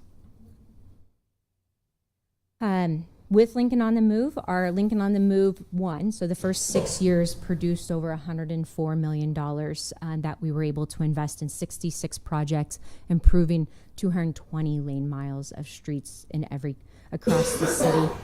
With Lincoln on the Move 2, it is 2 years longer, and so we do expect to generate about $150 million over the next 8 years for those continued investments, and continuing to work with the Advisory Committee on Transportation with those projects. And with that, on these, again, this is more of our preventative maintenance, our proactive crack sealing. We're seeing fewer potholes. I kind of jumped ahead. I shouldn't jump ahead and ad-lib. But this is just showing how all of the potholes are continuing to go down, and we would expect that to continue with all of our efforts. Yeah, I just get excited about it. As always, we have built into our operations and maintenance budget our winter operations planning. In this, we continue to strategically invest to ensure that we are protecting the safety of our community even during the winter months. And so that is, we continue to invest in those efforts. So, we continue to invest in alternative intersections. If you recall, through our Safe Streets Lincoln Vision Zero efforts, we are a roundabout first city. And so we continue to build those enhancements that create and enhance our safety across the town. We are continuing to invest in our school zone safety efforts. Since the beginning of our safe routes to school, we have completed safety assessments and enhancements at 36 schools. We have 9 additional ones in the next 2 fiscal years. Those are what we have planned now. We'll continue to look and see if we can add more, but at a minimum, it'll be 9 additional schools that will be addressed in this budget. We also have applied for a Safe Streets for All, or an SS4A federal grant, to continue that Safe Streets Lincoln Vision Zero efforts.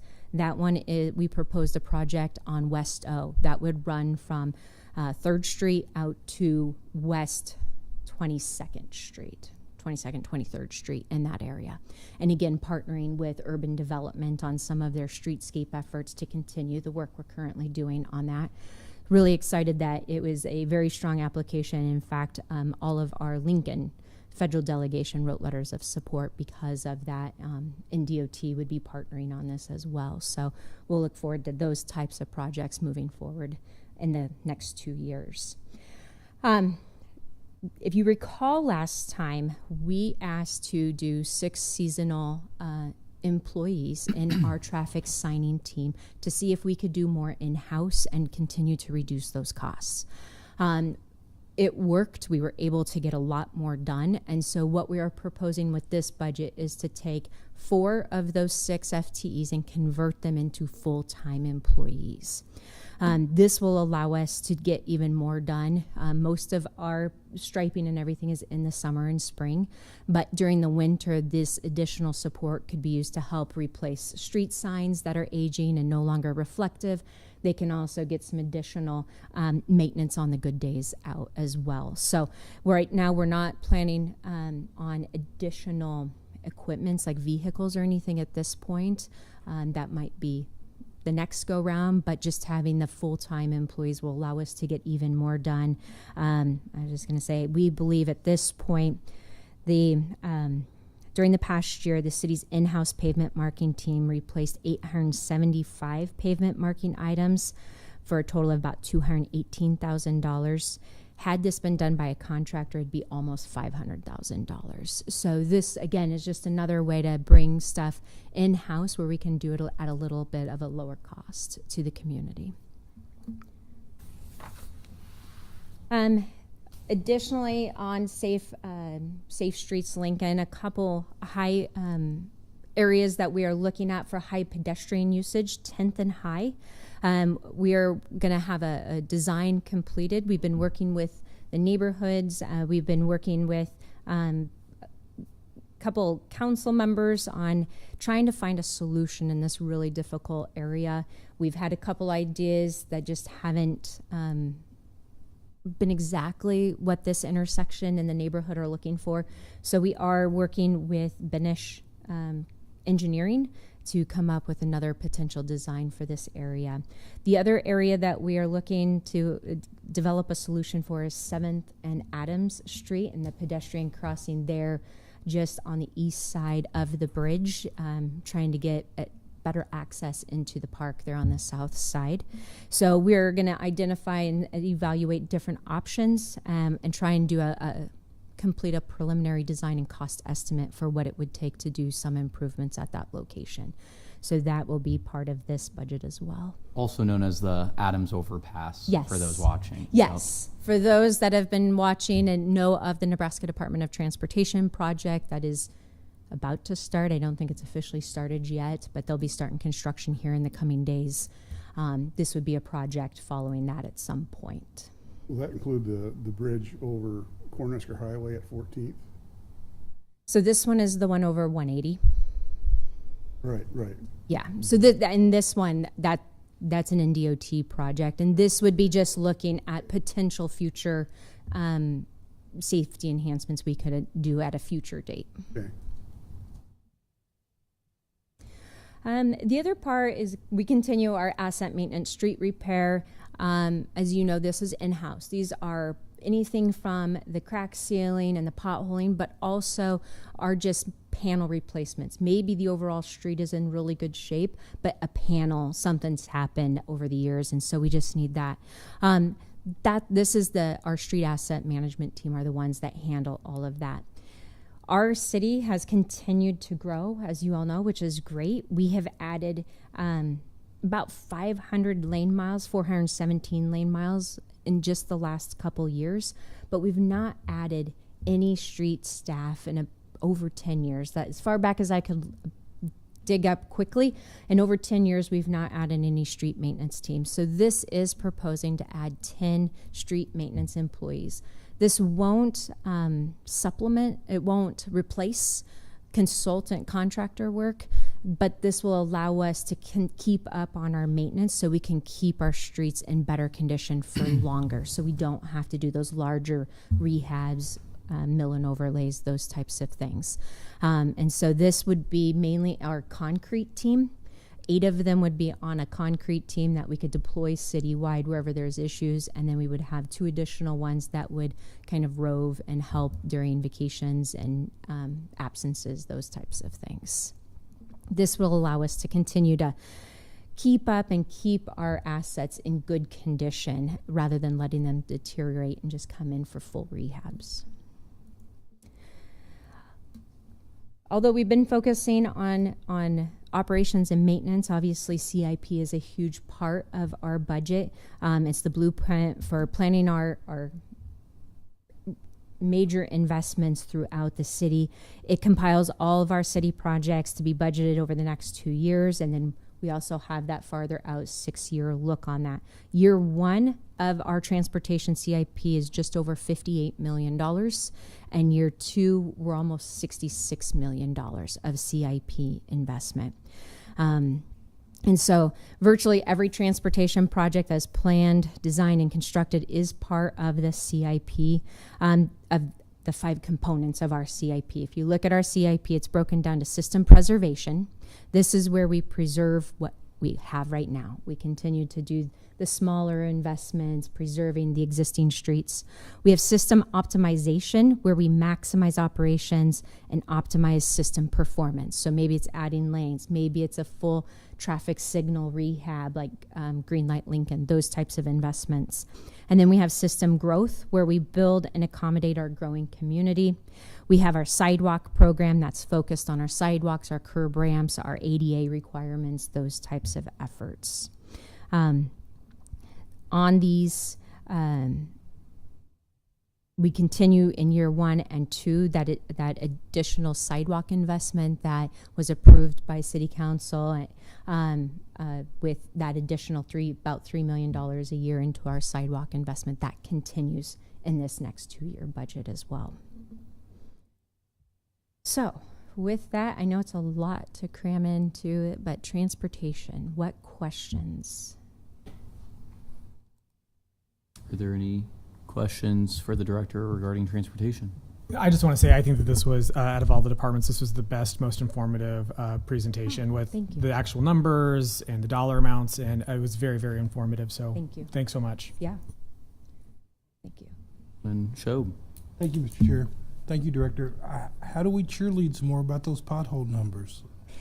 We keep trying to we keep putting it out as much as we can. Almost every presentation, there are a couple things I always highlight. The project page and the pothole numbers are going down. And I think that's being heard.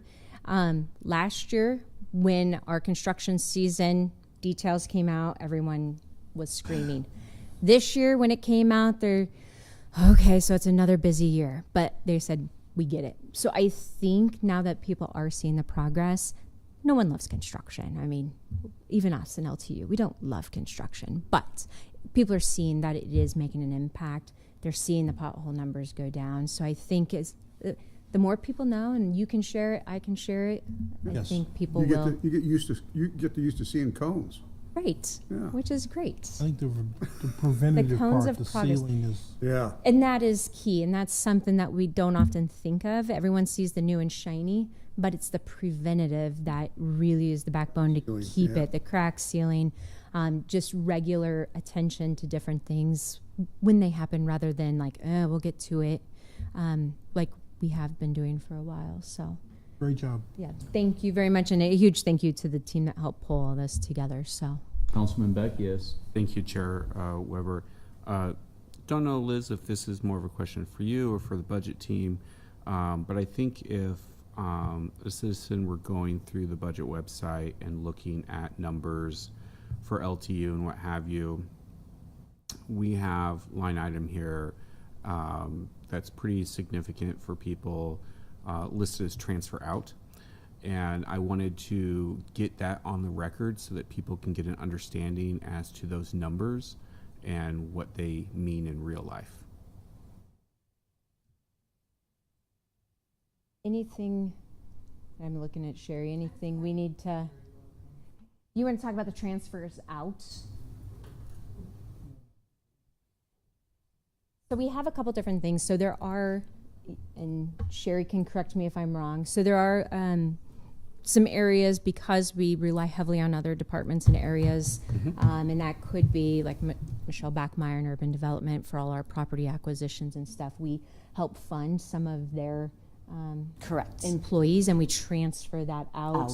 I'm trying to think if there's anything else in the transfer out. First, let me say, let us look at the total transfers out and get back to you for sure. Yes. But Liz is onto something because she has some funding sources besides tax funds. She pays for some service from purchasing, urban development. You're sharing a position with building and safety in the upcoming budget. Yep. So where we benefit multiple departments, or where Liz needs an above the norm level of service, she does fund some positions in other departments. Adding that extra workload. But we'll for look another into that department. and get you the details. And give me the full details of that. But And- that's a big bulk of it. Okay. Okay. Again, and are you looking totally at like capital improvement things as well? What's your number? I'm sorry. Well, when we look at water and wastewater, for example, Sherry, we're hitting transfers out, in the $15 million range. Okay. Those are So- capital projects. Yeah, right. So I wanted They're to not get it- purchasing agents. But yeah. I wanted to get that on the record so people understand what a transfer out is, Correct, and that they're yes. not attributable to, normal, ordinary course of business expenses that we're transferring, that we're paying other Right. departments Yes. for. But Right. Those are because on CIP. our, if a citizen were to go look at Liz's budget and see a transfer out of $15 million for water or $16 million for wastewater, where in other years it had not been that number, there's not a real great explanation as to what those transfers are for. And part of that, I'm trying to think on this one, if like our Water 2.0, Some of that was in last year's yeah. CIP, but let us Okay. get you the real data. Yeah. Thank you, Sherry. Mm-hmm. Thank you, Liz. Thank you, Thank you. Chair. Are there any other questions for Director Elliott relating to transportation? I don't have a question, but I do want to point out that on the slide with Lincoln on the Move, I think there was another photo worth framing of Northwest 12th Street Yes. and the work that Lincoln on the Move's done there. So Yeah. always good to see. You're so proud of that. I love It is a great- I love a well-paved road, especially in Northwest Lincoln. But Yes. already, let's move on to utilities. Okay, all right.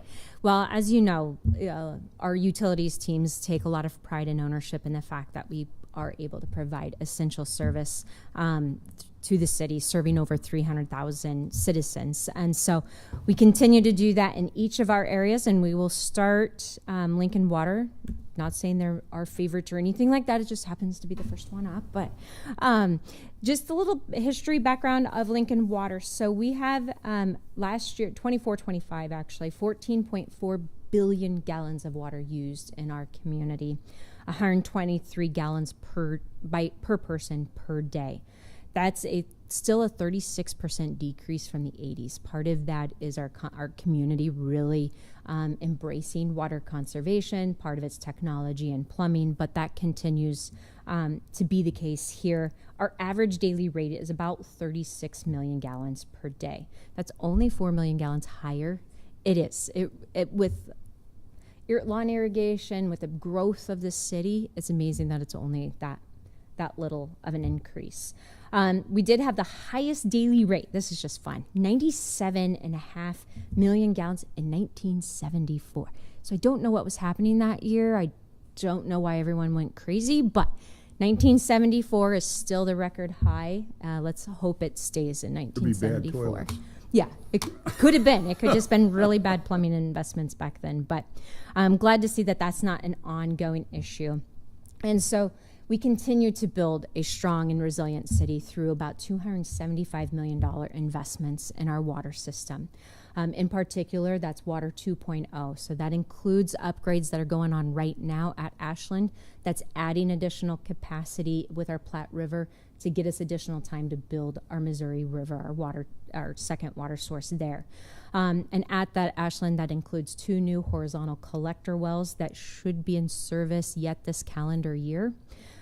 It also includes a new transmission main that will be the interconnection point of the future Missouri as well as the existing Platte, and that's basically 98th and Vine, roughly in that area.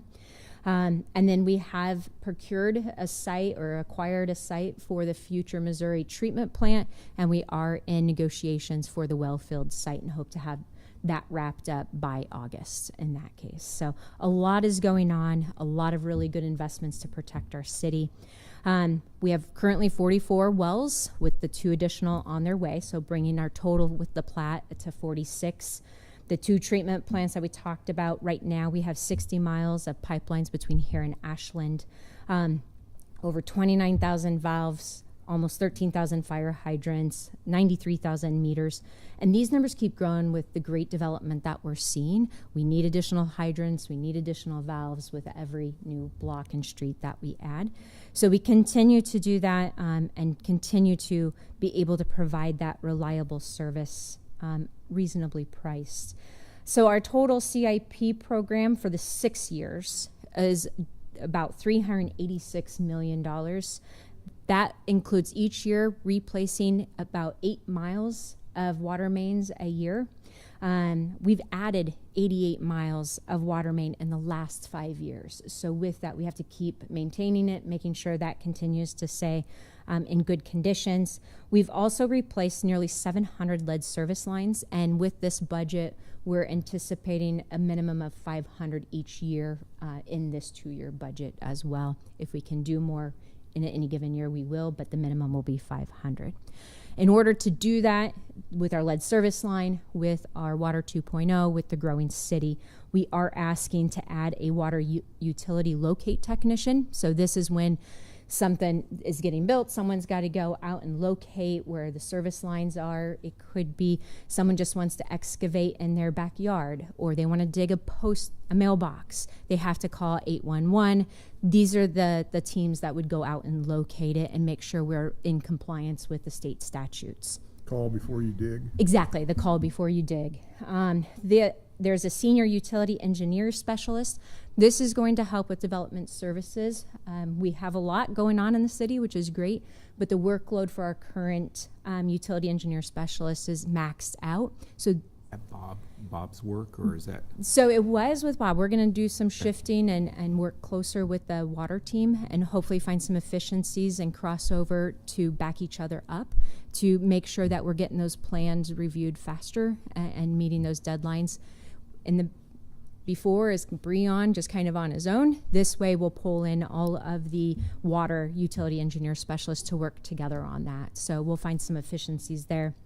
And then we're also asking to add a senior health educator. This is coming on with some additional federal requirements with the lead and copper rules, that we have to do additional education with daycares, schools, any kind of multi-person use there. It also will help with water conservation and other educational efforts that we can continue smart water use in our city. Our ultimate goal as we're seeing this is our city continues to grow, our infrastructure continues to grow, and by strategically working with this budget, we believe with these additional FTEs, we'll be able to continue that high level of service. With that, it also includes, we talked about the overall 6-year CIP. We have $48 million in non-water 2.0, non-water 2.0 capital investments in year 1 and 43.9 million in year 2. So that's everything outside of water 2.0 is what those come down to. So our priorities really are the replacement of the lead service lines, our annual main replacement, and then any growth opportunities with that. So what does that do for rates? We look at all of this. We also make sure we have 180 days cash on hand. We make sure that our debt service coverage is at least 2.0, so we know that we're there. We maintain that high bond rating, and we continue to make sure that we can keep our rate increases minimal. So we are proposing a 5% increase, just like we have for the last 6 years, 8 years, each of the budget years. So with a 5% increase in year 1, that's about $1.76 per household per water bill on that. And then year 2 would be about $1.85 on a household's water bill on that. So where does that put us? It's a little bigger than last year because we got more data from American Water Works.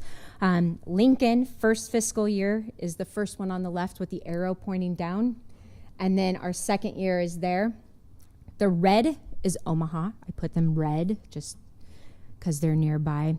And then the green lines a little bit farther to the right are the average like-size community and where their rates are.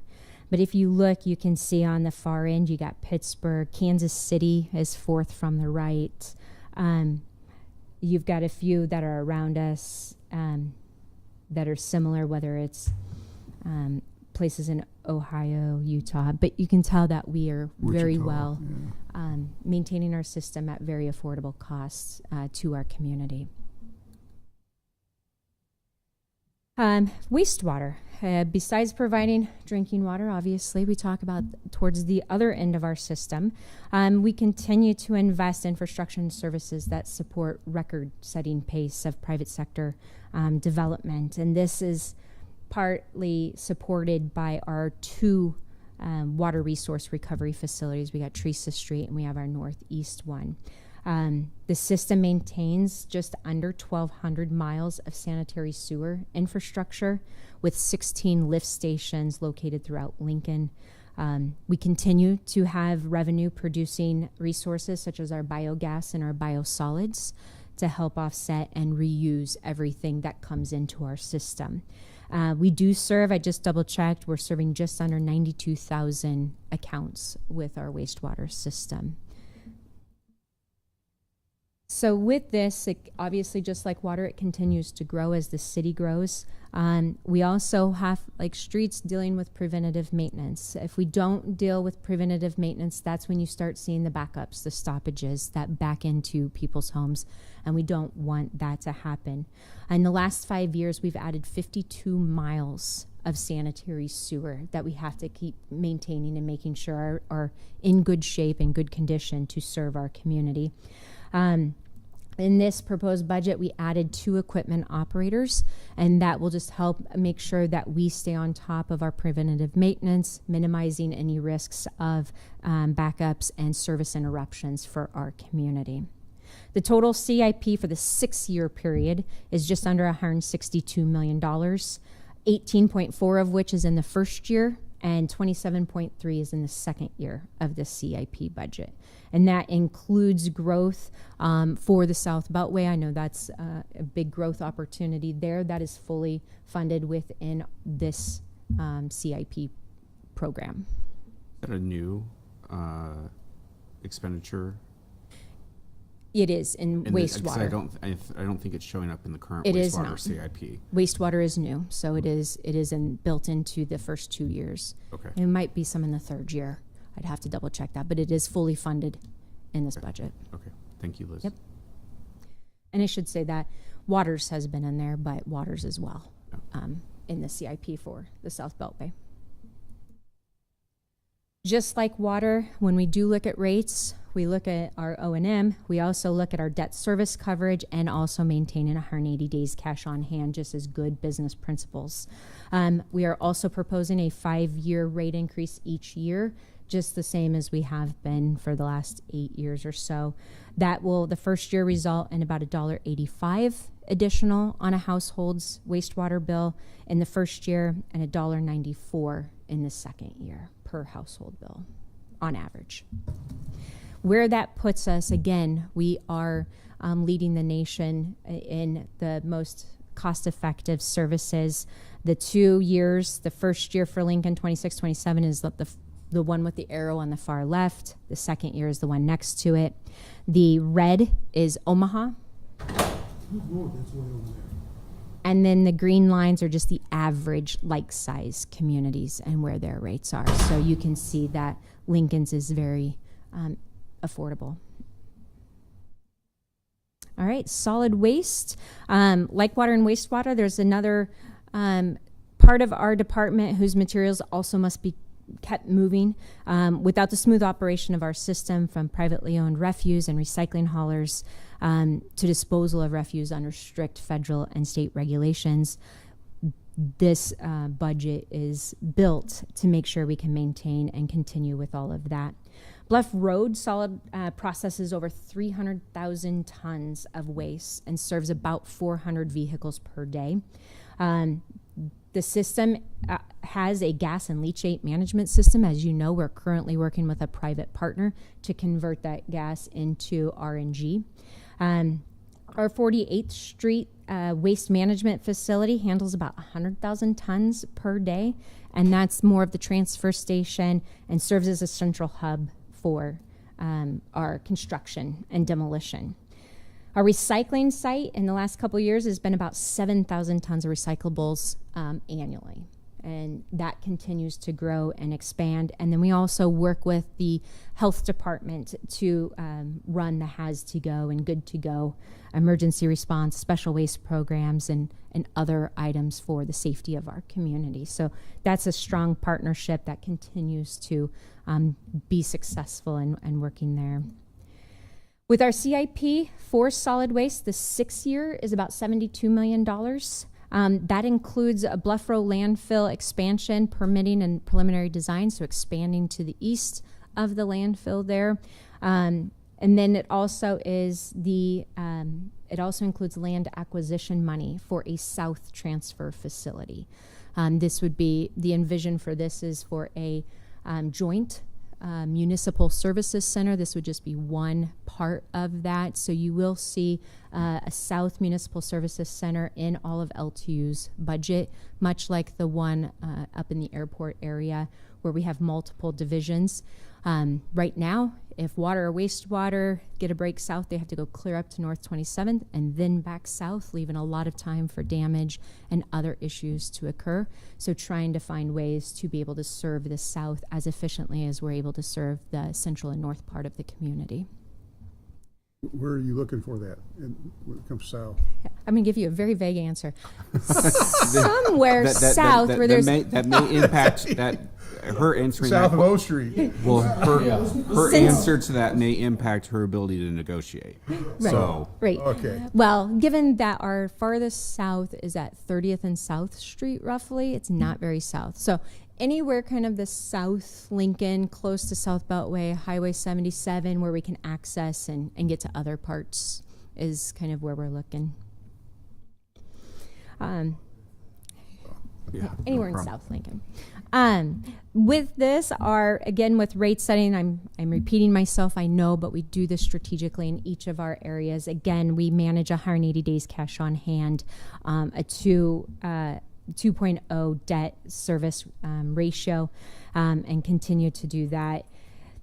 Just like the last budget, we've split up our fees. They average to about 5% annually. So the first year is really focused on the smaller vehicle fees. That includes the transfer station, the yard waste, the construction and demolition. And then in the second year, it's the landfill fee and the occupation tax. So each year it's an average of 5% across the rates, but we've broken it up differently each year. Again, as we try, landfills are a little harder because most of them are private and most of them don't like to share information. But these are just Nebraska landfills. And we had to break it up because fees are different and people call them different things. So on the left, that's a transfer station charge. As you can see, Lincoln is the lowest, and that's compared to Grand Island, Sioux Falls, Sarpy, North Platte, Columbus, Norfolk, and York. The next one is your tipping fee per ton. We're in the middle blue there where the arrows that, and again, North Platte, Columbus, York, Butler, Norfolk are in there. Our yard and wood waste, we continue to be one of the least expensive there. And then our construction and demolition, we are by far very affordable in that area. Wow. But overall, this is what the rate increases will look like. Right now, our tipping fee is $54.59. That will increase slightly to $56.30 in the first year and $59.10 the second year. And then the other small vehicle fees there's that increase in the first year, but no change in the second year, just to match that. And then watershed. This one we continue to work with the support of the voter-approved bond efforts that we have there. We always refer back to Antelope Creek. I can't wait till we have Dead Man's Run photos coming up on this, hopefully in the next budget presentation. But that is our largest project that Watershed is working on is Dead Man's Run and removing over 400 structures from the floodplain in that area. But we'll continue with our drainage review. We continue with the community rating system. This is something that's been somewhat discontinued by FEMA, but we continue to do that, and we suspect eventually that may come back. So that's something we continue to work on. Our watershed master planning implementation, maintaining our MS4 permit obligations with that, and obviously working with the Lower Platte South NRD on large projects. So a lot to cover in utilities, but happy to answer your questions. Are there any Councilman Beck? Yes. Thank you, Chair. Liz, can you go back to your wastewater city by city comparison chart? Yes. It's a great chart to illustrate to folks, but the question that I had is, when we look at those estimated monthly bills and how competitive we are and low we are, that's great. But the question that I wanted to ask is, when we look at debt service and ratepayers, and then we compare that to CIP work, I guess, let me ask it this way. We know that we have some trunk sewer items that we want to address in the community, and we have started to change some of our policies in order to address some of the issues that we have with trunk sewers in East Lincoln, what have you, in order to allow for lift stations, for example. Where are we in terms of moving on with continued phasing on Stevens Creek trunk sewer and potentially bonding for those improvements, seeing as we are relatively low in terms of our rate payment? The first thing that we have to do is complete our Teresa Street expansion to be able to safely accept that additional growth. Which is underway. It is underway, yes. Yeah. It is underway, and will be done within this next budget period. So that's the first thing before really expanding. The other part is we looked at the budget, and again, trying to maintain the full system where we're at without huge drastic, is looking at where right now is the biggest demand, and the South Beltway area and the developments there. So we prioritized that for right now, along with trying to experiment with different policy changes, like you said, some improvements there to see how that goes. So it's something that we are watching. We're also looking at doing a master plan study on adding capacity in the South Lincoln and seeing the feasibility of that and if we need to do that. So we are keeping that in mind and planning to make sure that we can continue to grow. But for the next 2 years, the focus really is on expanding Teresa Street and then along the South Beltway, and then continuing to keep that eastward, Stevens Creek, and even farther south into some master planning efforts that will be underway yet this calendar year. And so hopefully that will help us plan a little more strategically for that in the outer years of the 6-year CIP. Okay. Because So- I do wonder when we look at the wastewater rates that we have, I while those rates are good, I wonder if we are serving the needs of the community in the way that they're asking for, and how do we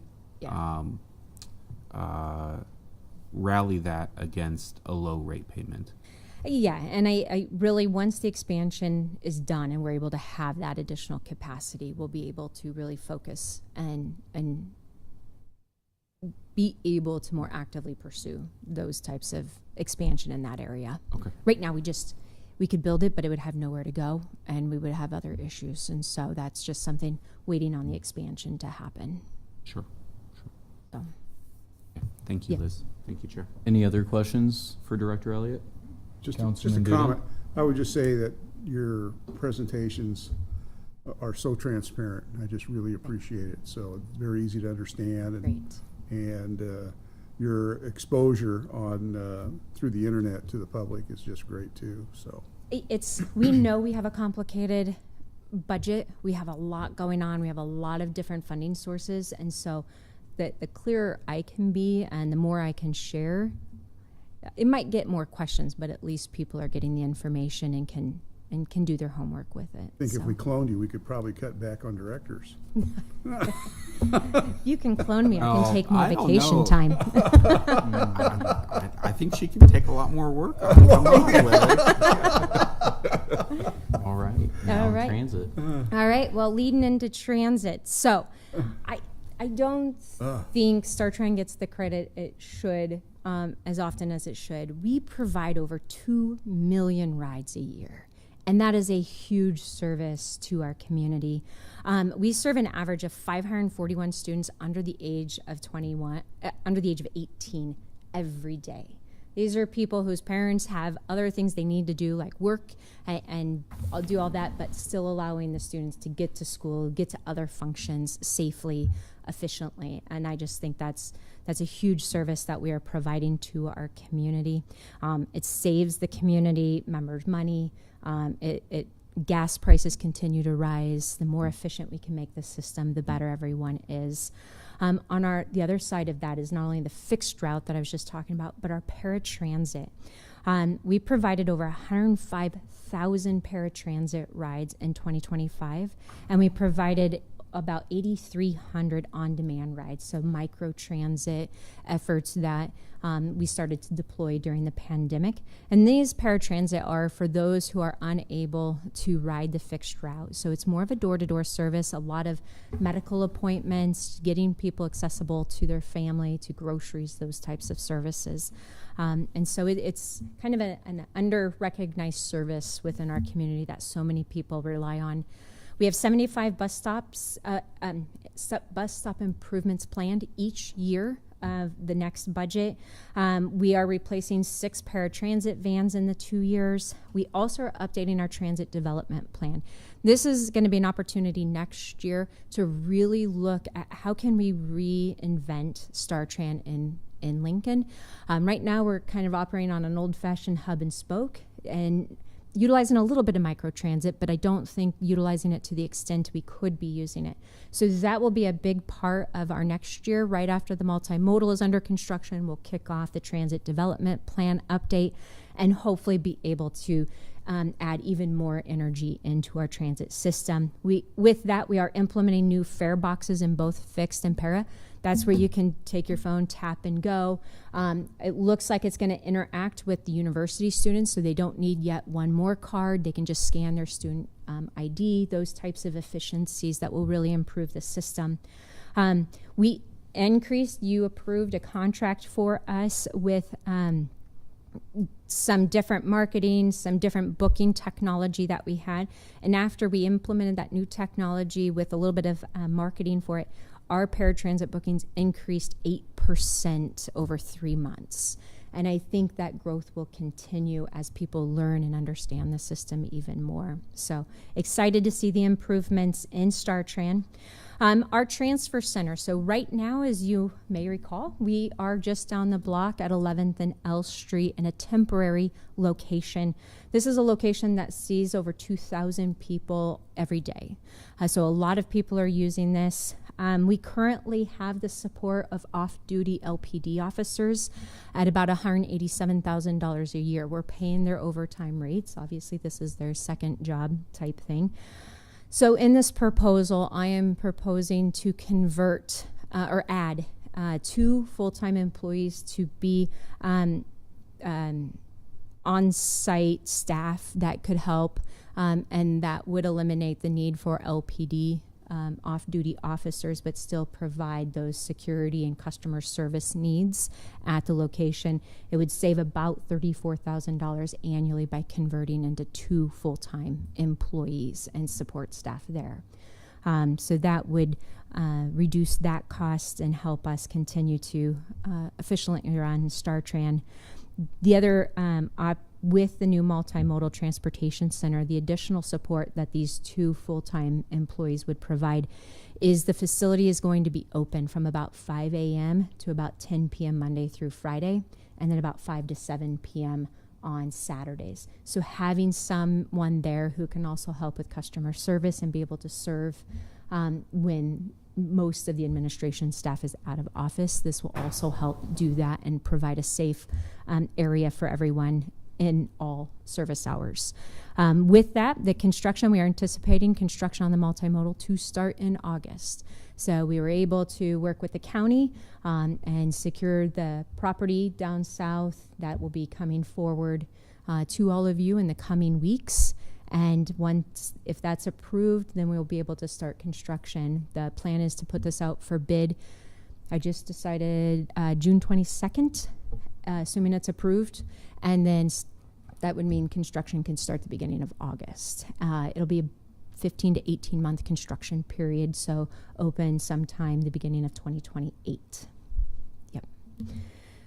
So with that, questions? Alrighty. Any questions for Director Elliott? Regarding transit? Thank Alrighty, you very much. If you have questions, let me know. I'm happy to get more information to you. So, thank you. Thank you, Director Elliott. And next up is Health Department. Yeah, best for last. Health Department. Ready to check your pulse. Good afternoon, council members.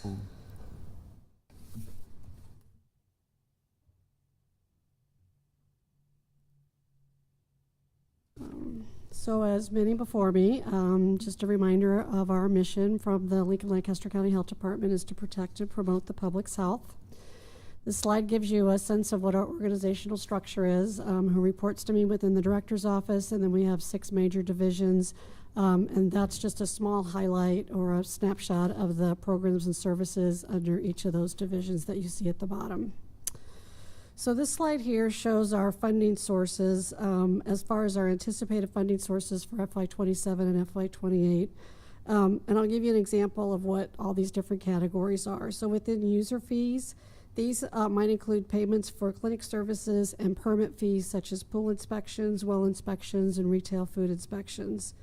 Fees under the state and federal category are from state agricultural. There's agreement for revenue that supports our food section of our environmental public health division. Other is interest income that we receive off of our cash balances. And then the miscellaneous category is cash transfers in from the health fund that we use to balance our budget. The next slide is expenditures for, again, the next biennium, personnel cost, materials, and supplies. On the other services and charges, this includes rent, insurance, utilities, any of our contractual services. And the debt service line is debt payments related to our early 2000 remodel, building expansion, and that last debt payment will be in fiscal year 27. So this gives you a snapshot of our health fund that gives you a breakdown for both the revenue and the expenditures within the various categories. The first column is the actual expenses and revenue that we had in fiscal year 25, what we have budgeted within our current year of FY 26, and then our anticipated revenue and expenses for the budget for FY 27 and then for 28. The same slide also shows for animal control, again, actual cost with FY 25, budgeted amounts for 26, and then our anticipated revenue and expenses for fiscal year 27 and then 28. And then our last one is for Title V that we capture separately with the Clean Air Fund. And again, revenue and expenditures for actual amounts from FY 25 and then budgeted amounts for FY 26, 27, and 28. This slide here shows what current health personnel that we have on the health fund through the health fund as well as animal control and our Title V funds. You will notice an increase in FTEs by 7.8 between fiscal year 26 and 27 in our Community Health Services Division. These 7.8 staff are not new staff. There's not a request to add new staff, but they were actually staff that were previously paid for by indirects out of our federal grants.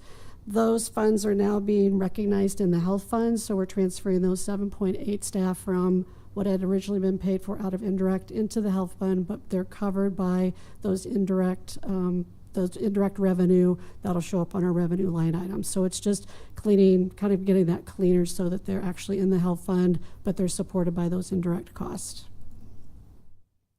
So the next set of slides really shows, this certainly doesn't capture all the work that's happening in the health department. It really highlights a lot of the work that we're doing with these health funds and the staff that are doing this work within the health department and meeting that mission.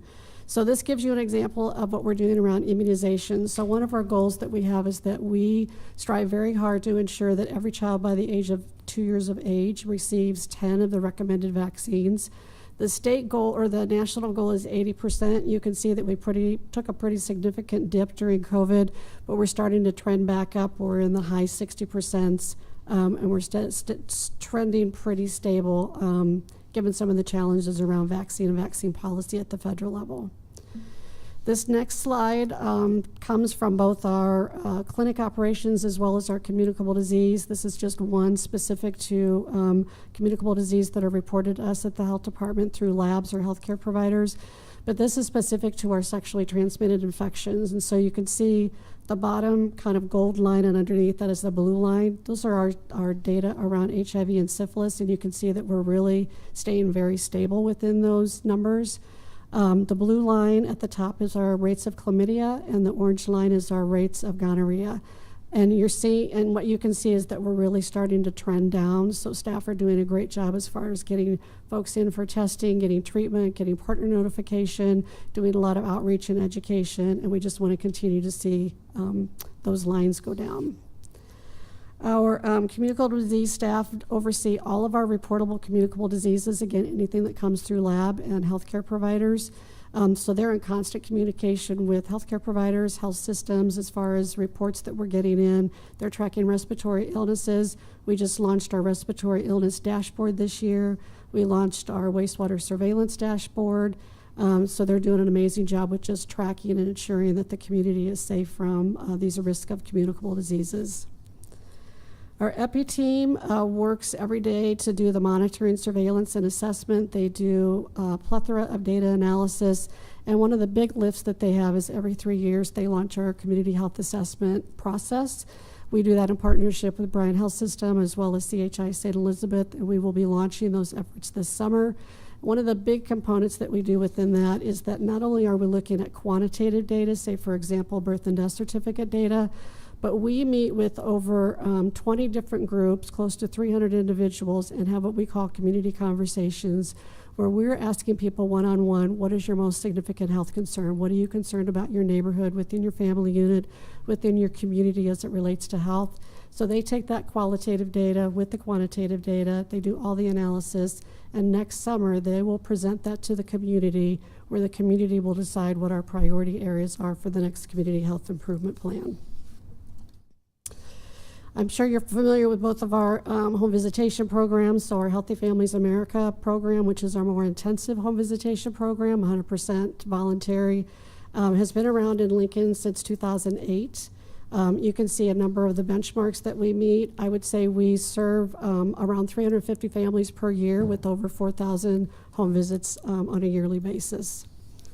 You're also very familiar with our Family Connects, which is our universal home visitation program. We launched this in the fall of 2023. You can see as of the end of May, we've completed over 2,300 home visits. We have a very active community advisory board established with healthcare providers, social service agencies that are really helping this make this a success in the community. This slide shows the impact of our dental program that has, again, been around for a long time. This program continues to grow, serving a very diverse population and providing language supports as needed. So, for example, in FY25, 88% of our clients were enrolled in Medicaid, 88% of our clients were of racial and ethnic minorities or identified as white with a language barrier, and 70% of those clients needed language assistance. This slide gives you a breakdown of the demographics within our dental clinic. The blue line is the total number of patient visits, a little over, not quite 13,000 total visits in 1 year. The orange line is the total number of unduplicated patients, around 4,000. The gray line is the total number of children served, a little over 2,500. And then the yellow line is the number of adults served, around 1,400. Last fiscal year, the percentage of children that we served was close to 70%. So we are predominantly really focused on that pediatric population. This is our animal control data so that you can see one of the data points that we look at is animal bites. Up until about 3 years ago, we actually got that data directly from the hospital system, hospital discharge data. Now we're actually looking at animal control data because many times people don't present to the emergency department, but they definitely report to the animal control division. So we're fortunately seeing those bites go down. That's through a lot of education and information back out to the public. So a little bit on the environmental public health side. This goes to our water quality, and you can see one of the benchmarks that we look at is that the number of industries that are posing minimal risk, and we do that through our industrial stormwater inspections, where we're identifying any risk for pollutants, chemicals, sediments, and waste, and then we work with those entities to ensure that they're getting those up to code. The next one is around food safety. This slide just specifically talks to food handler permits that are issued so that you can see that that's going up. Anyone that's working within a food environment has to take a food handler safety class, and then we issue those permits so that they can work safely within those work environments. Last year, we permitted over 1,300 food establishments, and we inspected over 2,500 of those establishments. Some of those we visit once, some are twice. It just depends on what we're finding during that assessment, if we need to go back and provide any technical assistance. On the waste management side, Liz mentioned our Has to Go and our Good to Go, and so you can see that our goal is to divert 130,000 pounds or 60 tons of toxic material from the landfill. We are right at or exceeding those benchmarks, and so we do have that as one of our performance measures over the next biennium.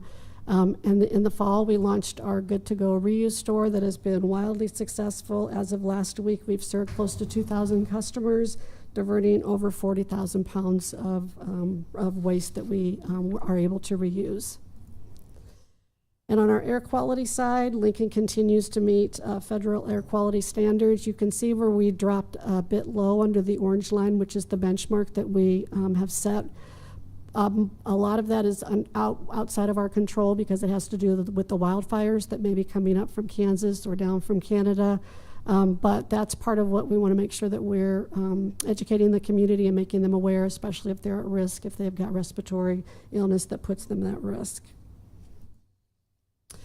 We have two fully developed climate climate plans. We have one for the cold response plan, and the heat response plan. That has been due to just a plethora of community partners, both at the city and the county side. We've held several tabletop exercises, and we are actually learning from real-time events.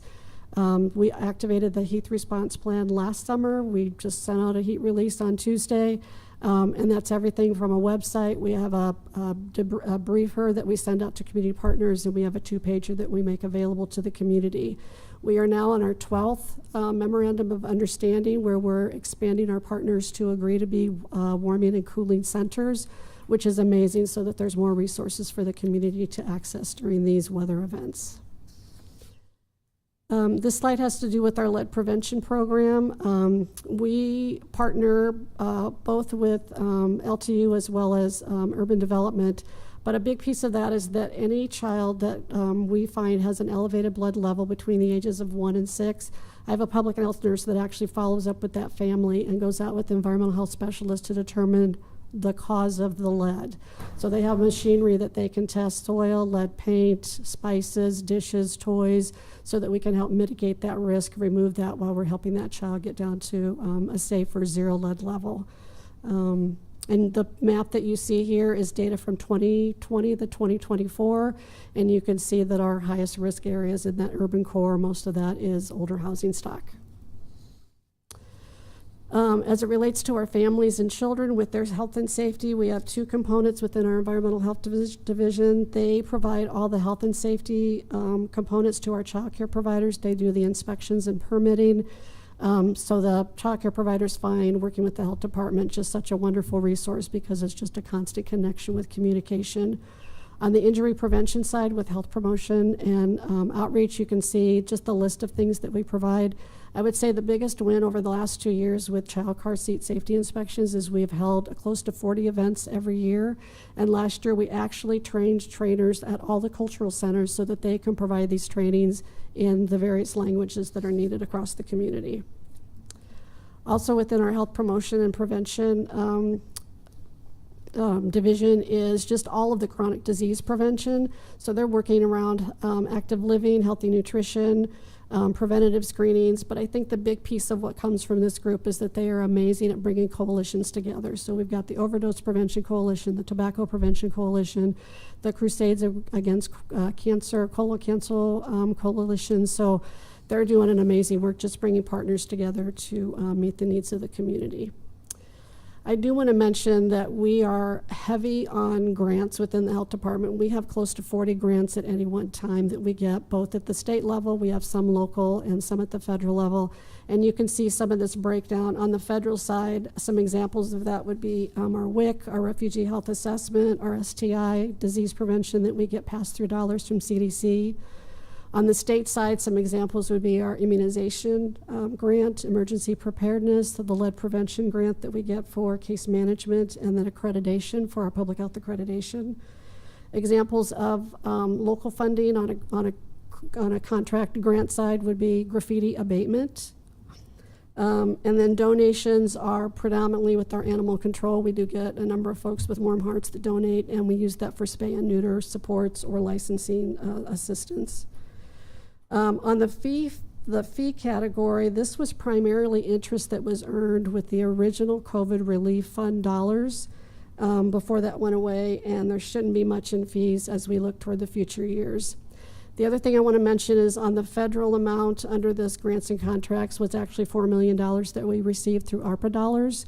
So as we spend those down, and we're getting very close with finishing up the remodel, that those $4 million will not be in FY 27 and 28. So you'll see some change in that too as well. My last couple slides are really around the performance measures that we're tracking connected to this budget. So the health department actually tracks about 70 different performance measures throughout the year, throughout all of those different divisions. But we're lifting up these 11 because they're tightly connected to the budget and what I've shared as far as the highlights from the health department. So this performance measure number 1 has to do with contact tracing. Any communicable disease that we get, we want to make sure that we initiate the investigation within 24 hours, and you can see that we're very close to hitting that mark at 100%. Measure 2 has to do with resolving nuisance complaints, and we want to do that within 30 days. Our goal is 90%. You could see this last year, it was a little bit low, but I anticipate we'll reach that 90% without any problem. The child care inspection, you can see that that is set, that we want to inspect those child care providers within the required intervals, and we're at 82%. Our goal is 90%. On performance measure 4, we're really struggling within, we're not in a unique community, but we struggle with Medicaid dental providers. And so part of what we want to do is work with these families that have not seen, the children have not seen a dentist in the last 12 months. We want to decrease that so that more kids are being connected to that dental provider, especially if they're on Medicaid. Measure 5 has to do with reducing dog bites resulting in emergency room care, and so you can see what our goal, what our actual is and what our goal. We'll be working over that with education of the community and just safety. Measure 6 I mentioned with the diversion of toxic materials from the landfill. Our goal is 130 tons. We have exceeded that, but we want to make sure that we are trending and keeping consistent with that 130,000 that we're diverting. Performance measure 7 is we want to reduce bike, pedestrian, vehicle injuries to youth, so that you can see our number is in the 600s. That's definitely way, way too many. And this can be everything that's reported to LPD, what we're getting through emergency departments, urgent care. So it could be something not very serious to something very serious, but we're tracking all of that. Measure 8 has to do with effective screening of children for lead. Every child, for the most part, gets a lead screening when they're at least 1 year old. What we're missing is that those children every year need to be screened for risk. So their home environment could be safe, but if they're at a child care provider that may be at risk, we want to make sure that those children are getting screened for that and then getting tested for lead within that age range. Measure 9 has to do with the Family Connects program. Part of reaching accreditation with this is that we need to show that we are making home visits to actually 60% of the births that live here in Lancaster County. Last year we were averaging around 25. We're closer to 35 right now. It took us a while to get staffing and get us up to speed. I have no concerns that over the next biennium we'll be reaching that 60% without any concern. Measure 10 has to do with decreased youth vaping. This data is a little wonky because the best way to get this data is through the Youth Risk Behavior Survey that we actually work with the school systems in UNL to put into 9th and 11th graders. There was no survey done during COVID, so we had a big lapse within about 4 to 6 years.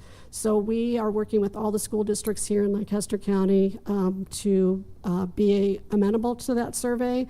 There is parental permission that's a component of that, but that's where we're really going to capture this youth vaping data. Nationally, this is of concern, but we want to make sure that we've got this local data so that we can really track the improvements that we're making.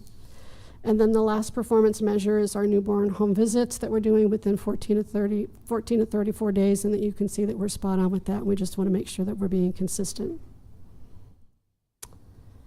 Happy to answer any questions. Are there any questions for Director? Councilman Beckius. Yeah, thank you. Thank you, Director. Thanks for coming in. Appreciate it. I was trying to previously you had talked about transfer of some positions, but I don't think that this necessarily has to do with it, so I'm just trying to understand. So please correct me if I'm wrong, because I very well could be. It looks like that your personnel costs from 2026 to 2027 are going up a couple $1 million, then going up about $1.5 million thereafter. But I don't think it has to do with the transfer of those other positions. I didn't know if the reasoning behind that, because the amount of FTEs that you're adding, I don't think would necessarily equate to that. But I didn't know if you thought staff were maybe being underpaid or what have you, and maybe that's something we can dive into otherwise. But I didn't know if there was a direct correlation there that is a silver bullet. So a few things I can mention. Yes, we are seeing there's going to be like I think around a 13.2% increase over FY 26 to 27. 15% of that has to do with personnel, and so there's a couple of things. We did add a full-time dentist. He was originally a contractor, so we'll show cost savings within the contract line item, but that'll show an increase in the personnel line. So that will be one change. The second change was through LB 1018, I believe, where the governor cut public health funding, we lost $240,000 that was supporting the Family Connects program. Sure. So that's going to be a shift on that personnel that they were previously paid through that legislative bill will now be supported through health fund dollars. Okay. Yeah. Okay.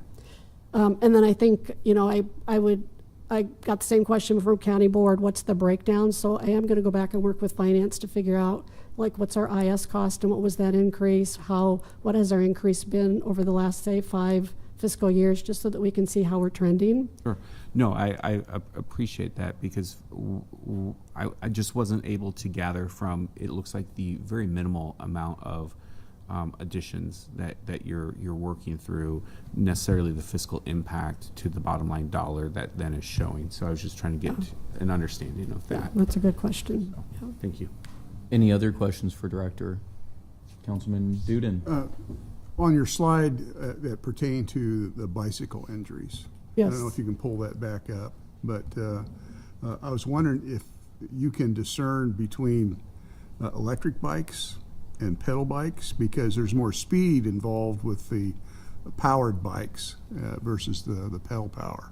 So, great question, and we currently have a team that's working on that. So we're trying to gather more, see if we can get more specific data, especially through the emergency departments and the urgent care, to see if they're differentiating. Right now, they just check bike. Yeah. And so I think it's going to be us working with them to figure out how we can get that more granular data to figure out the difference. The fire department's telling me that they're responding to more bike injuries as well, so. Yeah. Alrighty. Are there any other questions for the Director? Alrighty. Thank you so much, Director. Let me know if there are any follow-up questions. Thank you. Alrighty, appreciate it. And as we wrap up the budget presentations, I will have John Carlson come up and discuss next steps. Yeah, I know Sherry had to step out if she would come up, but essentially just kind of what I said at the first. Budget team's here. Great questions. I know we've been recording those questions, and I think, as in previous years, for both days, try and get all that information together and put it all together in a packet for next week and get it all sent back to you so you can continue to have your more detailed discussions. Long range, just letting the folks watching know that the opportunity for the public to weigh in, aside from between now and then, obviously calls and emails we're getting in the mayor's office and answering questions. But the budget hearing is Monday, August 3rd, so people put that on their calendars. They're able to weigh in and come down and talk. And we just look forward to continuing to work with you. John, I got one question that kind of addresses all the different departments, but I think it would be interesting to know exactly how much money is left over from the previous budgets for each department. Sure. They're reappropriated funds. Yes. Yep, we can get you that. I'll write down when I go sit down. Yep. Yeah. Can do. Alrighty. No other questions. Thank you, John. Thank you Really all. appreciate it. Yes. And these budget presentations are concluded.